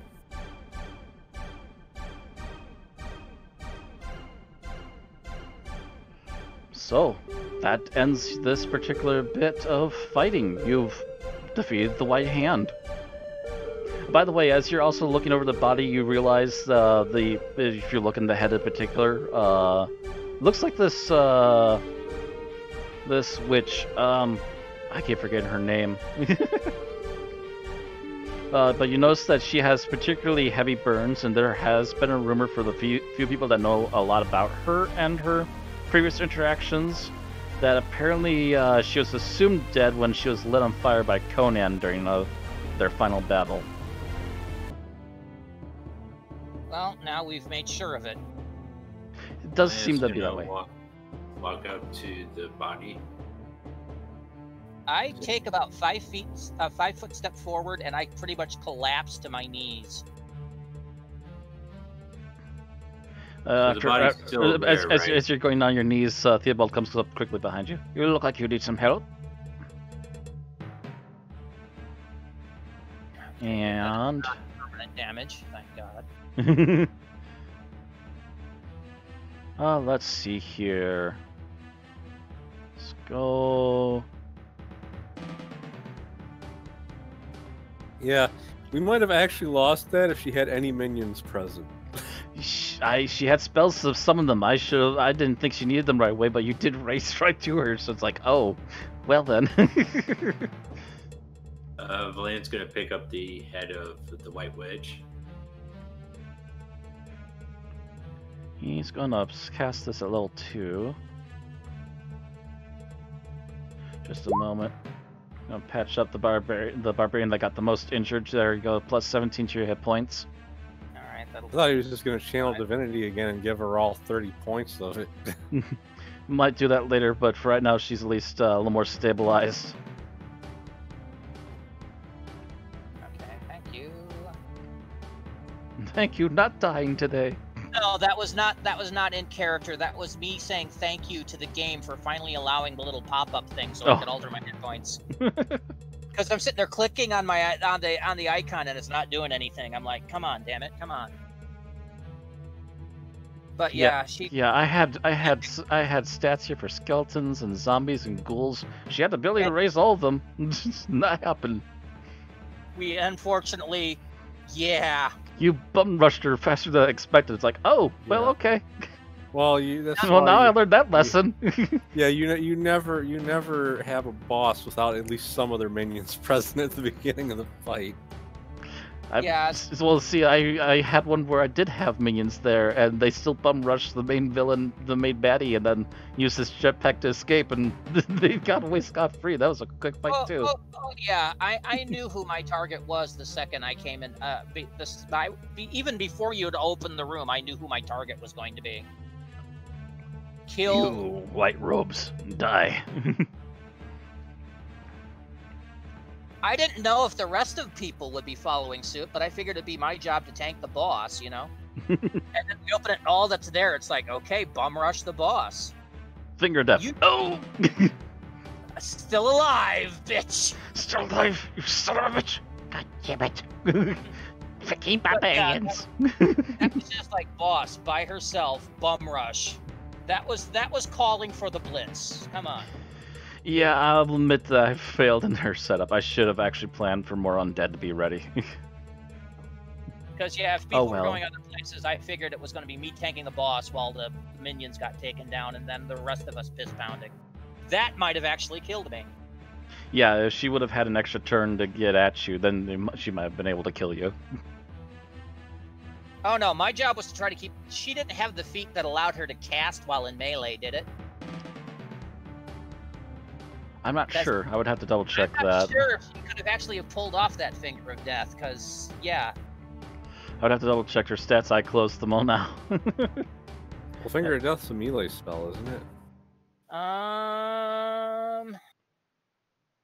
No, it's 60 feet. It's arranged. Alright. Actually, I'm going to do what all good rogues are supposed to do, without even being asked. Giselle's going to check out this place because obviously there's something more to this place. But yeah, that would have actually... I would have been casting that an advantage because she... that saving throw an advantage because she was casting in melee. So I wouldn't have taken the 30 points. I would have taken the succeeded save Finger of Death. Religion, persuasion. Where is it? There. Wow. What? How low was that? Just a 6. So what was Zerf saying Valena's going to do with her head? Well, she was either gonna do one of two things. She was either gonna have command all the undead skeletons to bring in the prisoners before the throne while she sits in it holding her head, or just bring the head to them and show them that she's fallen. Alona, once she's healed, would check the body of the witch, see if she had anything on her. Oh, actually, I forgot to even actually include stuff for her. Actually, I'm gonna say, really easy off the top of my head, the magic staff she has on her is probably a staff. Actually, let me see. Equipment.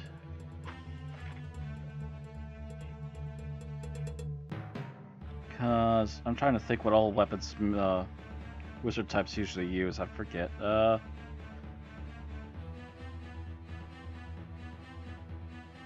mean, I know they can usually use daggers. Can they use quarterstaffs? Would that be like a regular magic staff, or is that something else? Quarterstaff. Okay. Yeah.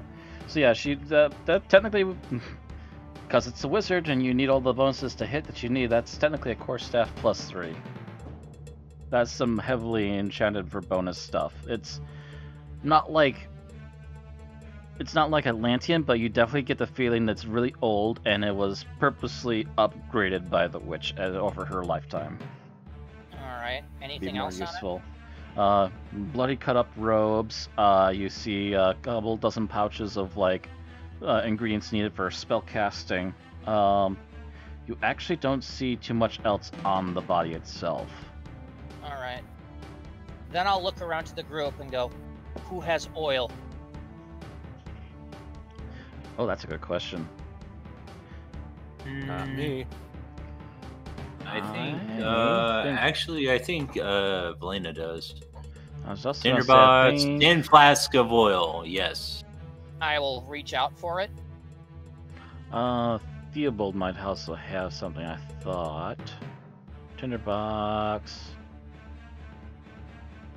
You know Oh, I keep forgetting he also has health potions. You know what handy item I have that I keep forgetting about? Hmm. Because I literally have not used this since we fought the what are those night gaunts? I keep forgetting I have the wand of web. Oh, that's true too. It came in handy with that one night gaunt to pin them down real good. He actually does not have anything. Makes me wish for this fight, just for giggles, that we had the wand of smiles to use on her. So, I see a betrayer. What? Why am I smiling? Why is my face suddenly hurt? Stop this! Stop this at once! Is he smiling more and more? Anyway, Thelona gestures for the oil. Yeah, I don't think any of the others actually have oil. I'm checking Giselle. I don't think any of the other extra characters have any. Oh, no. Elena. Giselle has oil. How much oil do you have? I have 10 flasks of oil. You have 10 of them? Yeah, she's only got 2. Never mind. She'll let it happen. She's looking confused. She's actually already been trying to look around to see if there's anything else in the room, but so far she's not getting anywhere with it. So the oil's handed over to Thelona, Who then proceeds to unstopper it and pour it liberally over the body I rolled the same thing as Giselle for investigation. before taking a torch, lighting it, and dropping it on the body. Elena's Smoke still of holding the that head, witch's by the body. way. One Over- thing you learn in Stygia, not to let the body of a necromancer stay around. Geralt kind of solemnly nods. I wouldn't trust it for very long either. I'm not so sure about the head either, but it's not going to do much without a body. Instead of complain, I can't believe you killed me. I can't believe you killed me. I'm just kidding. Anyways. Yeah, just carrying it with you on the way back to your thing. As it's just sitting there, the thing going, "I saw your soul." Well, just no, you're making me think of the freaking Hellboy reboot, where it's like, "You can't stop me. You'll never." Blah, blah, blah." Lady, stop! While you're ahead, throws her in the lava. But it's just a decapitated head yelling at him. Yarg. Valena, I think you might have found something. Valona is a little bit busy. Actually, since Geralt is only just watching the flames from remote, he also sees that others are looking around and takes a look around as well. I don't think he has very good numbers on this, but who knows? Maybe he'll just suddenly roll high like he always does. Elena, I think, is the only one that has high intelligence out of the group. I think a lot of us use this as their dump stat. Investigation, a -1. Well, wisdom was my dump stat, but int isn't much higher. Oh, A -1. Technically, that's a 16. Yeah, but you rolled with advantage on. Oh wait. The first roll was a 1. It would have been a 0. So never mind. We're going to say he looks around very confused. Shrugs. How did I get here? Why does my puzzler suddenly hurt? Ooh, witch burning. Something smells like burning evil. Oh. why does burning evil smell like lavender? It takes you a few moments, Elena, but you do start to notice that in this room, the corner over here seems to have an unusual look to some of the stones. Valena is going to go over there and look at the stones. As you look at it over a little bit more, you do see that it's wide enough and tall enough to possibly be a door, but you don't see a way to open it immediately. Everyone, I think there's a door over here. Let me have a look. Giselle joins you really quick, and both of you do another search.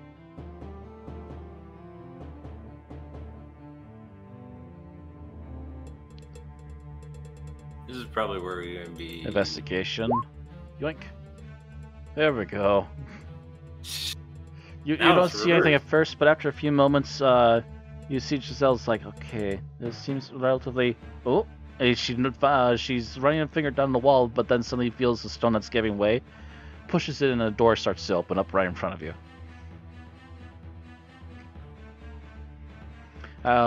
Very quickly, as the door opens up, you do see it's lit on the inside, and from what you can quickly see just from the doorway, it looks to be a bedroom, but it looks like there might be something off to the side, a little bit to the right.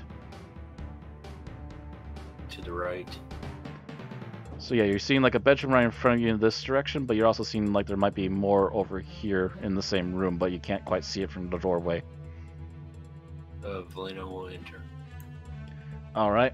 Yeah, I don't have it on the map, but as soon as you enter, not only do you see that it's a bedroom, but as you start to enter a little bit further, you see off to the right is a huge treasure hoard of different stuff. This is where the witch has been keeping all of her belongings. Valena pops her head out and goes, Azina, Flona, Giselle, treasure.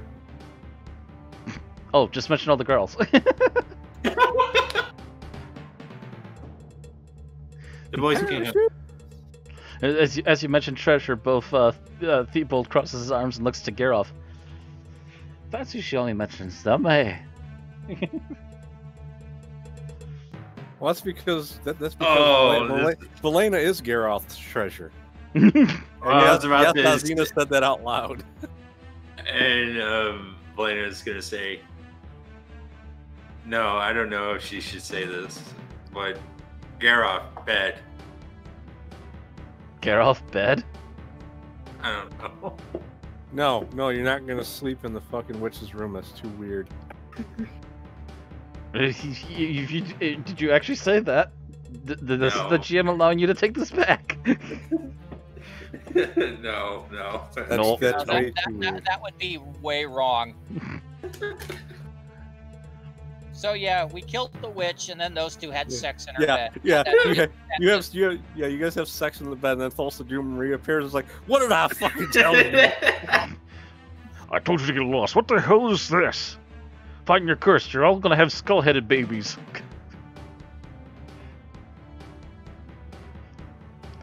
Yeah, I'll go in and look. Well, dear, you were conceived in the bed of the most evil witch in the north. The child looks down at his skeletal hands. That explains so much.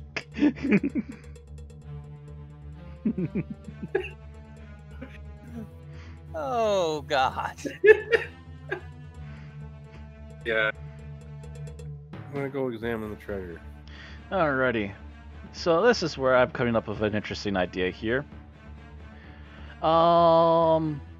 So actually, I want all the characters to roll a d10. Alright. 3.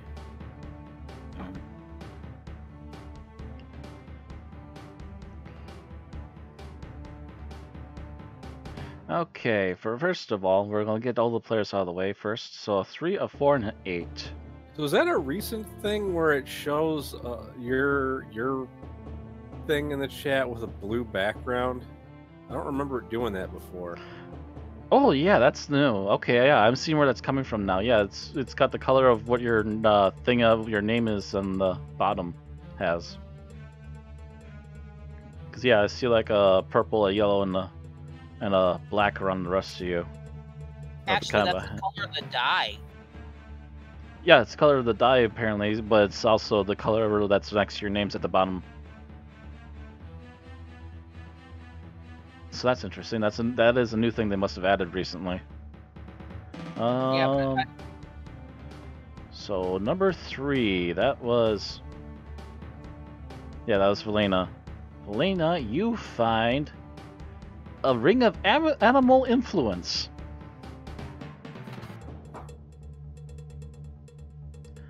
Valona, you find a necklace of prayer beads. 6 beads. Okay. And Xena, a mantle of spell resistance. Okay. Yeah, I did a random loot thing, and I'm like, okay, I got an idea how this can work really well. Now I'm gonna roll for the others really quick. Geralt, Theobald, and Giselle. Geralt sees the same thing that Valona noticed and is like, oh, okay. She moved on first, so he's just letting it slide. Theobald rolled a 6. I don't think anyone else got a 6. No. Finds a spell scroll of Wall of Fire. So basically, he finds a capped spell scroll thing. He's like, oh, I don't think this is one of mine. And Giselle, potion of Froststride strength. Wow. She just kind of looks at it for a moment, and is like, oh, that might come in handy, and quickly pockets it.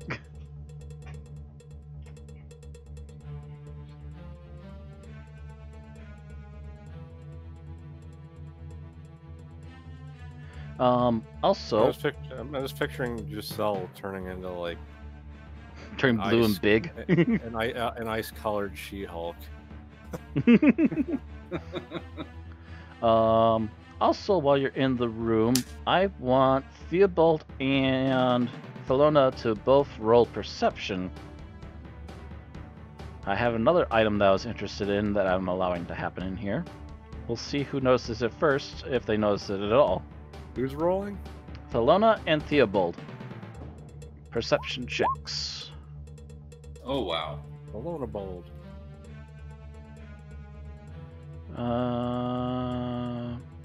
Where is your perception? There it is. If I can click on it now.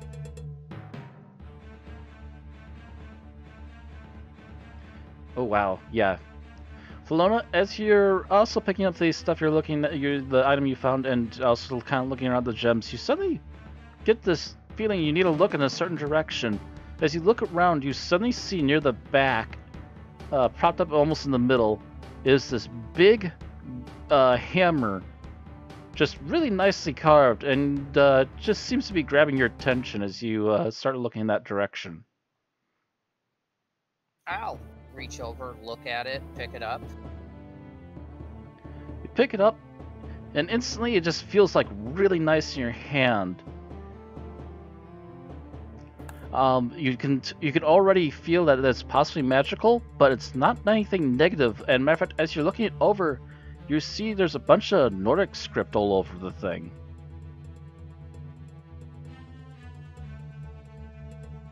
One-handed or two-handed hammer? I'm gonna double check that actually. Well, if it's two-handed, it'd be a maul. Yeah, I think it is.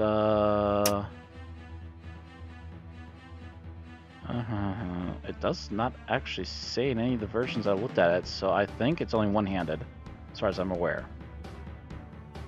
Okay. Technically, I think you could house rule it to be whichever you feel like it should be. Well, actually, to be honest, there's a special thing about it, so I'm going to say is, yeah, it's a one-handed. It would make more sense to be a one-handed. So, for what that does the section. Nordic script say? It takes you a few moments because this is like old Nordic script. Like, this is possibly before the Nord split into the current groups. What you are barely able to make out on it is that any chosen of the Nordic bloodline can may yield this weapon at its full potential.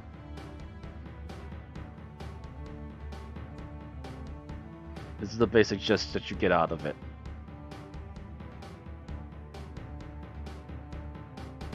Do I notice that she's looking at this thing? I don't think she's hiding it, so I assume you would eventually I'm not notice. being subtle about it, no. Yeah. But I walk over and I go, "Yeah, let me handle this."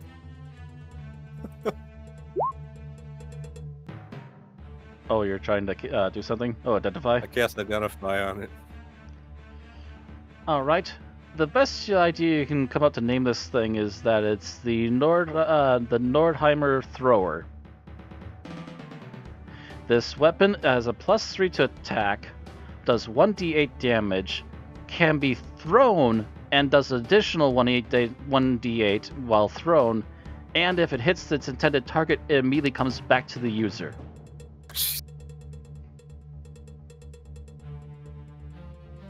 Oh yes, and it also does an additional 1d8 if it hits a giant. So it's a hammerang. What weapon does Theobald use? Currently, he's using a greatsword, I believe. Oh, he's using a longsword. Or longsword, yeah. I was gonna say clerics can't use great swords. Well, they can. They just don't get any Don't get they're any not benefits getting for it, yeah. Yeah, they're not getting their Proficiency bonus. proficiency bonus for it. I couldn't remember what it was called. My brain clown. Panel floss. I will look this over. Walk over to Theobald and go, I think this is more your style than mine. Oh, he kind of looks at it for a moment, and he does start to notice the script just like you did. It's like, oh, that's very peculiar, and starts to slowly take it since you're giving it to him. He kind of takes a moment to essentially further understand it himself, and then after a few moments, he's like, oh, that's very interesting. He kind of looks around the room really quick, sees like a stand with armor on it, aims it, throws the hammer. I'm gonna see if he can easily hit this. It's not gonna be hard for him to hit it. I just want to make sure. Oof, he misses. The blast it, and then he picks it up again and gives it another toss. Wow. And another toss. God. Wow, suddenly the game just hates him. He keeps trying to toss at this helmet. He's not having any luck. There he goes. Finally on the fourth attempt. Boom! Smack! Whoosh! Right back in his hand. Holy! Looks back up at the hammer that's just suddenly flew back into his hand. That could be interesting as long as it hits more often.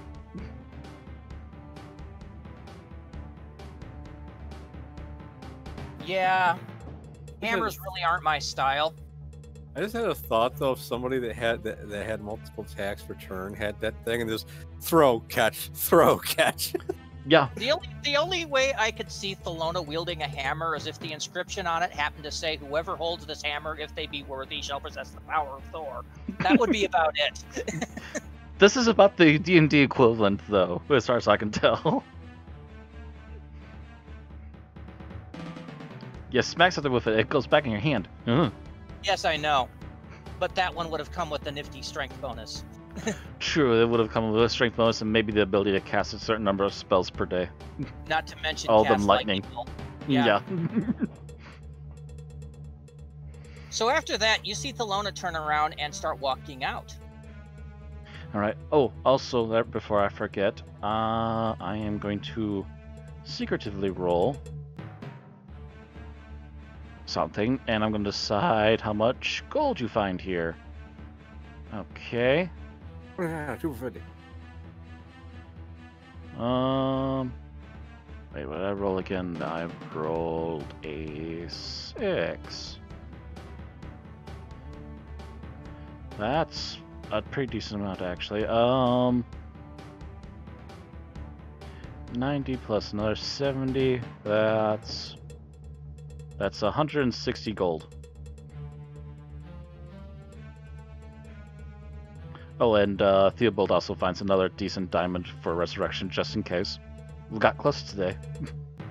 I guess she wouldn't have had too much use for gold, so that's why she doesn't have a huge amount. Yeah, it's not a massive amount, but it's enough there to make it kind of go, oh, that's actually not a bad haul.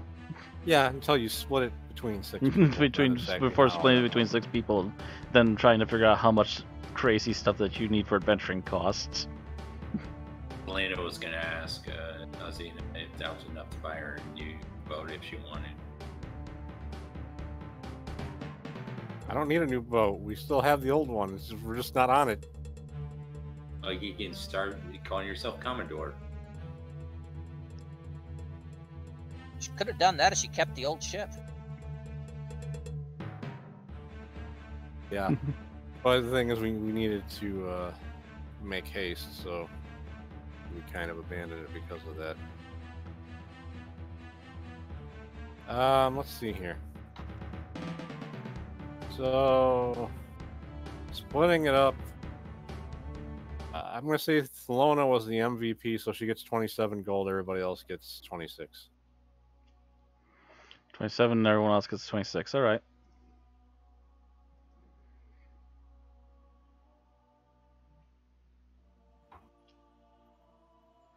$36 plus 26.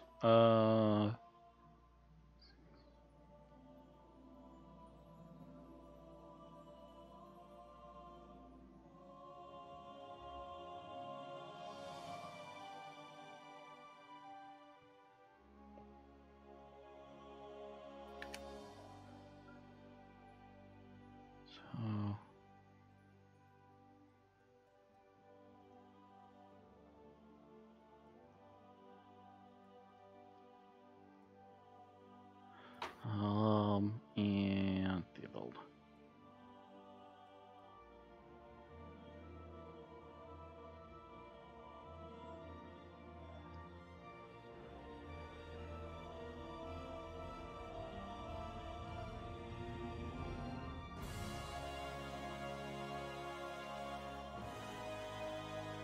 Alright.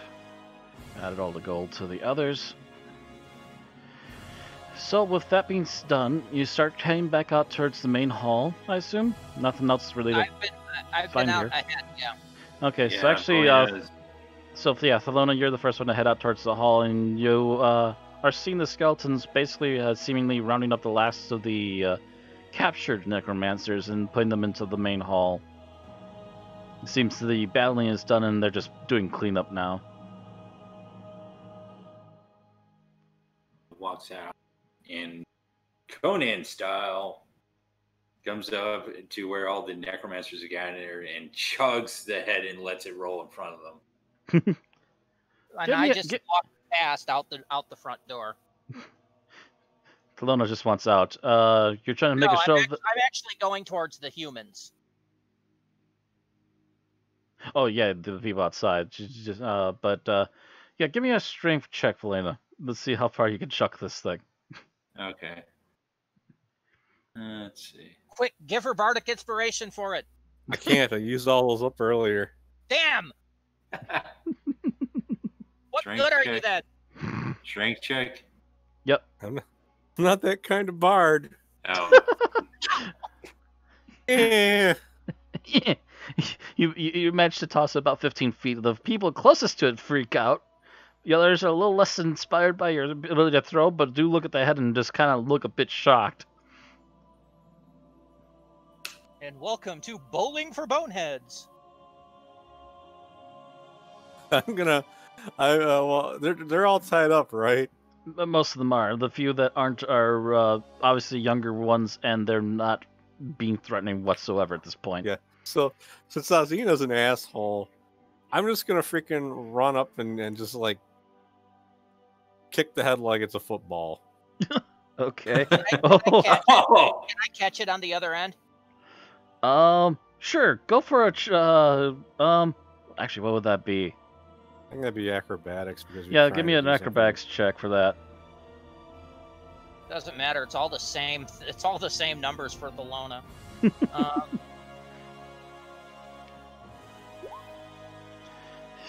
Yeah, so there's see this head just plop there. Suddenly, this woman in a pirate getup runs up, kicks it, long shot. They all look stunned, and even worse yet is the barbarian that already walked past turns around and immediately grabs the head in midair. And proceeds out the front door with it.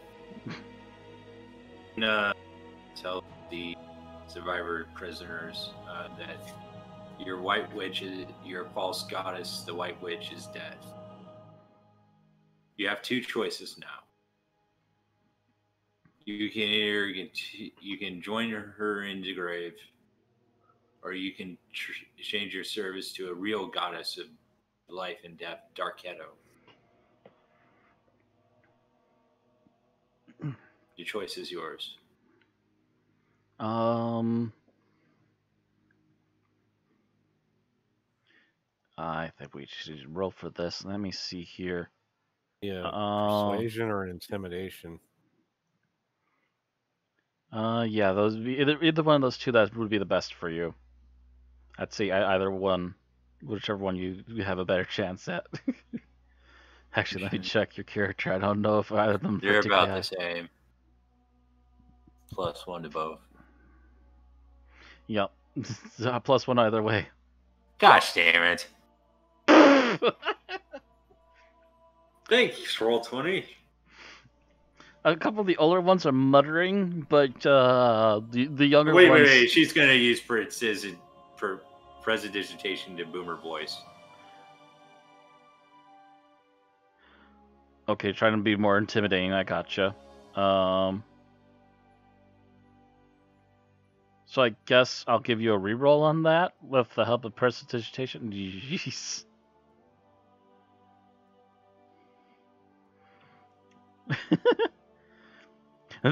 The older ones still aren't that overly impressed. They seem to be a little bit confused and muttering between themselves. The younger ones, though, there's like a handful of them that are quickly going, Dark sure. What? Then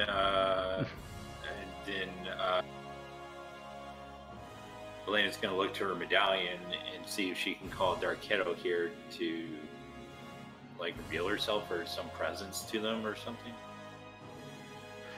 You're one of those players that has this problem where when you fail a roll, you keep trying to do it anyhow. Yeah, you're not gonna just get something out of this. Okay. Better idea. The other barbarian who's behind you, you know, the one you've been making googly eyes at, immediately walks to one of the older guys, lifts him up by the scruff of his neck and starts threatening him. Let me see how he do. Where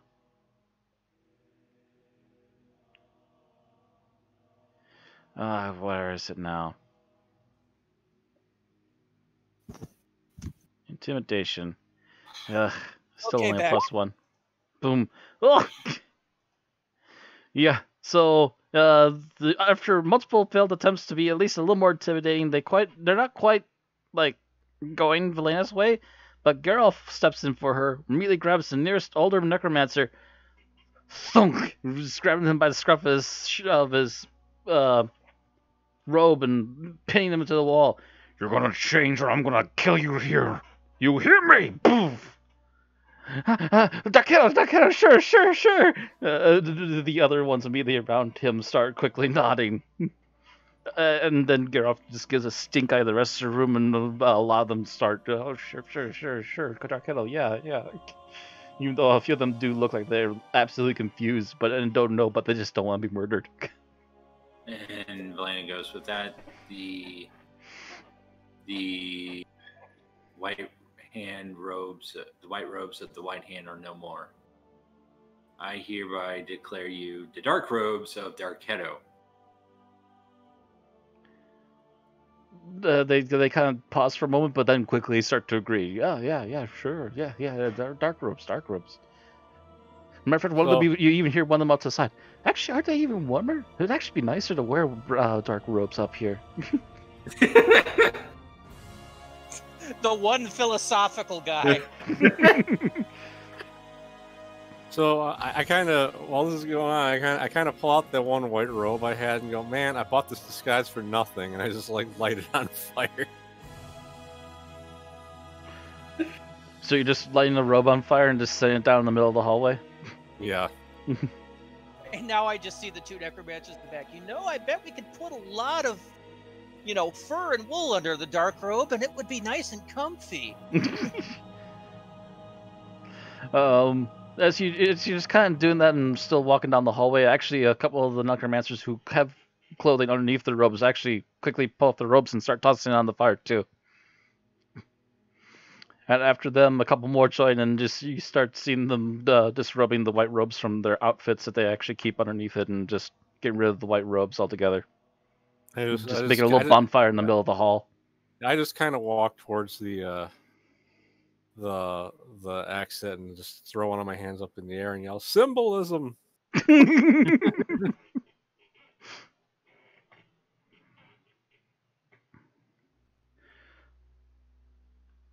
So after a few moments, they're all kind of it seemed to be in agreement. Darketo sounds like a better choice. Although some of them still look very confused, and as a matter of fact, one of them actually does pipe up and goes, where do we learn more about Darketo?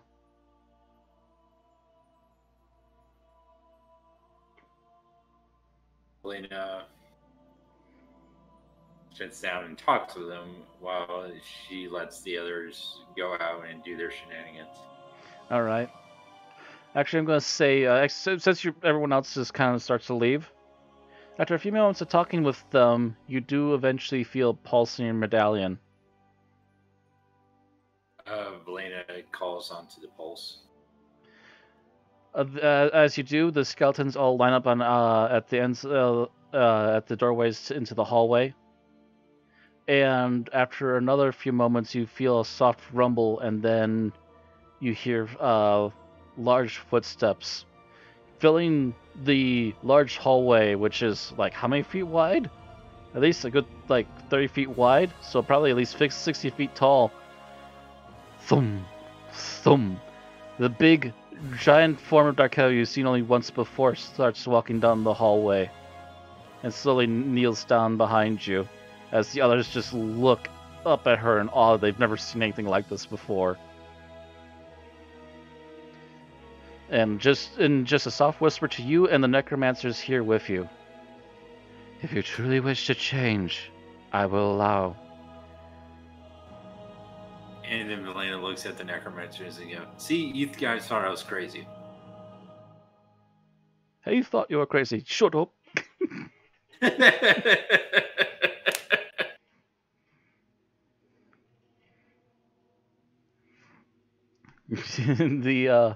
Darketo does seem slightly amused at this, and just slowly she lifts out a hand, and just enough medallions for everyone who's in the room fall to the ground. Similar in design to yours, although not the same color. Whereas yours has a little bit of that mossy green to it, these are just strictly normal white and black medallions. You are allowed to come join us if you so wish. I can help you, and call upon me in your greatest need, and I can help teach you. But nothing nothing will be more powerful for you in the end than gaining experience. Also, do not abuse your powers. I will be watching you all.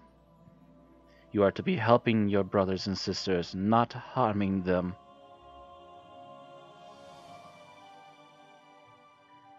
But you have a chance now, and now you can also return to your homes. Continue your studies. You have the abilities already. You just need the direction and the practice. Slowly the form starts to stand up as if it's about ready to leave, but then also starts to look around the army of skeletons still remaining. There's fewer than what you came in here with. Like, there was over 100 of them, I believe, when you first came in here. You're now down to about 60 of them still standing. So you lost about half of them all said throughout the fighting. And with a quick look around and a lift of the other hand, you just feel this huge torrent of wind go through. Also, Elena has one question for Darketo. I'll finish this really quick first. You just feel this huge rush of wind go through, and as a matter of fact, the fabric that would be draped over the windows suddenly rips through the area, and as it passes by all the archways, the skeletons all disappear before the winds calm down again. So you wanted to ask her something? Now is your chance. She looks at Darketo and she goes, "So what happens to this place? I know it's an empty throne. Seems like a waste to leave this place." She slowly looks back down to you. Sadly, this place has been tainted, and it was not just by the witch herself. Many moons ago, this place was poisoned by a disease that claimed the body and only released the soul, but kept the mortal form moving. You witnessed a few of them still out in the city. Sadly, this is a place that will need to be watched over for some time while the earth itself heals. Perhaps in time it'll be reusable, but in the meantime, it might be best just to be watched over. And besides, looks at the new students, a few of them already picking up some of the medallions. It'll be good practice. Makes sense. And she just kind of smiles and walks off and probably watches what Flona's going to do. For now, she seems pretty pleased with the events as they've gone. For now, things have calmed, and the false goddess has been removed, a blight that has been here for far too long. Although I do sense that you saw another. Yes, I saw a skull on a body of some sort. They formed. Go ahead. She saw in the book once, didn't she? Yes, she did see him in the book once before. Yeah, the name Falso Doom does not leave your lips easily after seeing him in person now.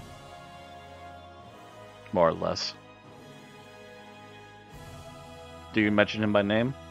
Falso Doom? Yeah, she mentions Falso Doom by name. Most interesting.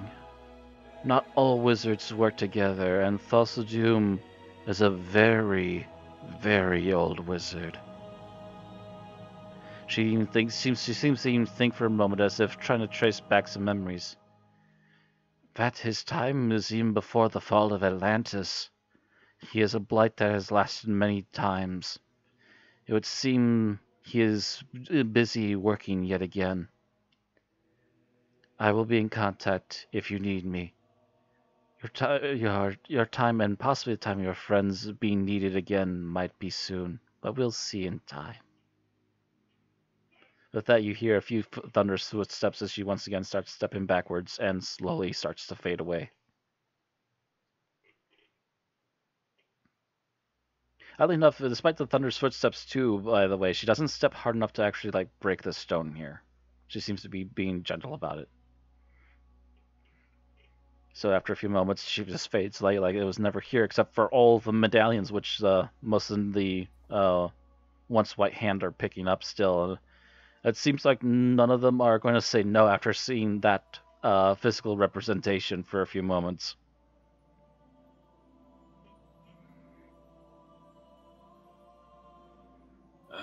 So Valena is just gonna smile as she watches the last one get picked up, then go outside and see what Valena's doing.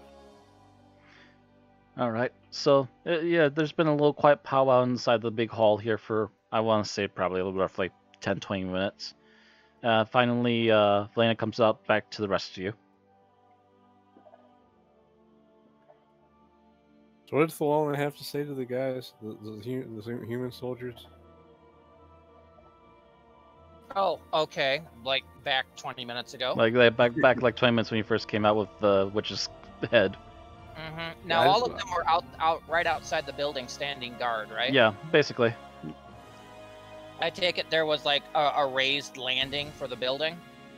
There's steps going up to the door. Yes. Yeah, I'm going to step up to the top of those steps, or step out to there, raise the head up high.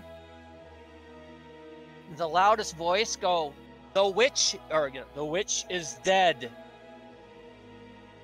The white hand are no more. Quickly, you start hearing clapping and a couple of whistles. You do see that there were a few necromancers, definitely older ones, that tried to escape, but it seems that the guards have put an end to them, and you do not see the form of Mitra anymore. It did have only a limited amount of time. The men and women of Hyperborea can go back to being themselves and not live in fear of the white hand anymore. And with that, I'm just going to underhand toss the head into the crowd. Actually, because enough of them have been nervous of this long enough, a few of them actually do back away. It's like, oh! a few others, though, are gutsy enough to kind of get a closer look at it, like, oh god, yeah, that's her. I'm obviously out here too because I kind of followed right afterwards. I just randomly walk up to this. I just stand at the top of the stairs and yell, "Who wants to be a pirate?" You really offer that right away? Then there's the sound of Thalona's hand hitting her head. Do you actually offer that right away? Kind of as a joke, but like it's very obvious that Azina's not being serious. You get a few odd looks. Yes, the barbarian in front of you face palms immediately. If I hadn't just tossed, it was probably the same head that just tossed the witch. The other one's kind of on the pommel of my blade, And the triumphant pose is now facepalm pose. And then it just goes into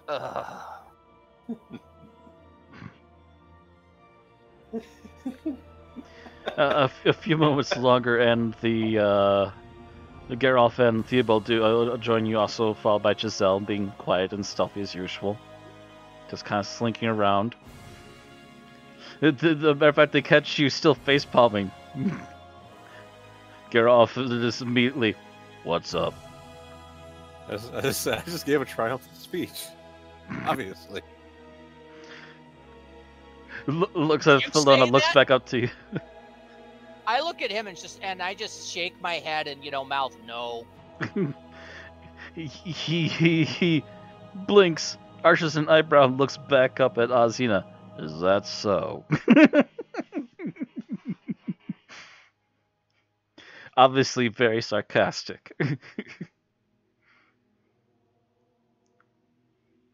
This is when someone shows up and yells "Senzu bean," throws a Senzu bean at the White Witch's head. Senzu bean! I wanted to die. I can't live like this. All right, so I guess it's time to go back to town. Who's buying the drinks? And I'm going to slap Abzina on the back. I'm not holding back my strength. Please note we're at the top of a staircase. All right, Azina, give me a dex check. Check, not a strength check. I think, is there another? Acrobatics, actually. Give me an acrobatics. Trying to not fall down these stairs all of a sudden. You wobble for just the briefest of seconds, but then stand back up and kind of look back at Thelona. I see what you did there. Is Valena shown up at this point? Like I said, you were in there for a little while. You were kind of talking over things, what your goddess is about, and then the actual visit for a few minutes. Actually, while this is all going on, Geralt does pull away from the group and actually motions Theobald over. Help me find a pike, and lifts up the head. But I was going to point Takes out them a that, few minutes, but they find a pike amongst the skeletons. Dig it into the dirt, take the head, pop it on the pike. This might be a good spot to stop because it's like 3 minutes to 11. Mm-hmm. Well, basically figured we're end capping this basically right here. Head on the pike. It's done for now. And that's when Valena's finally done inside. She just goes to everyone who fight, to everyone helped us to say, we'll have a feast at my place and to celebrate the end of the White Hand. Oh, actually, there's a term for this. Let me find it really quick. There's legitimately a term for this, and it's kind of a northern area thing, too. Let me find it really quick. Here it is.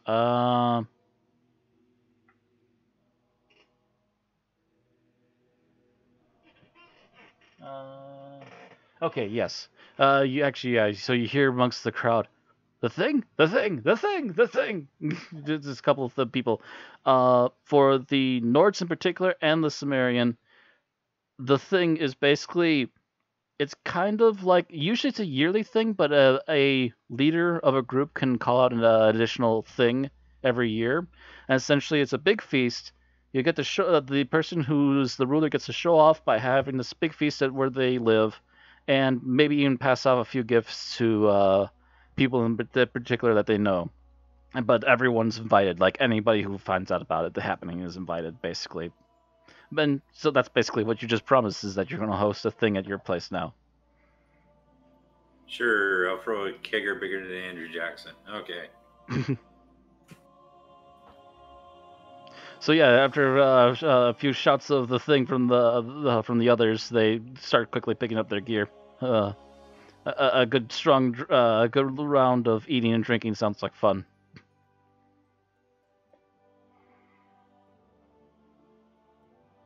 And that's where we're holding it. And that's where we end for tonight. So, thank everybody for watching, and we'll see you all later. Have a good night. Next episode, the kegger. The kegger.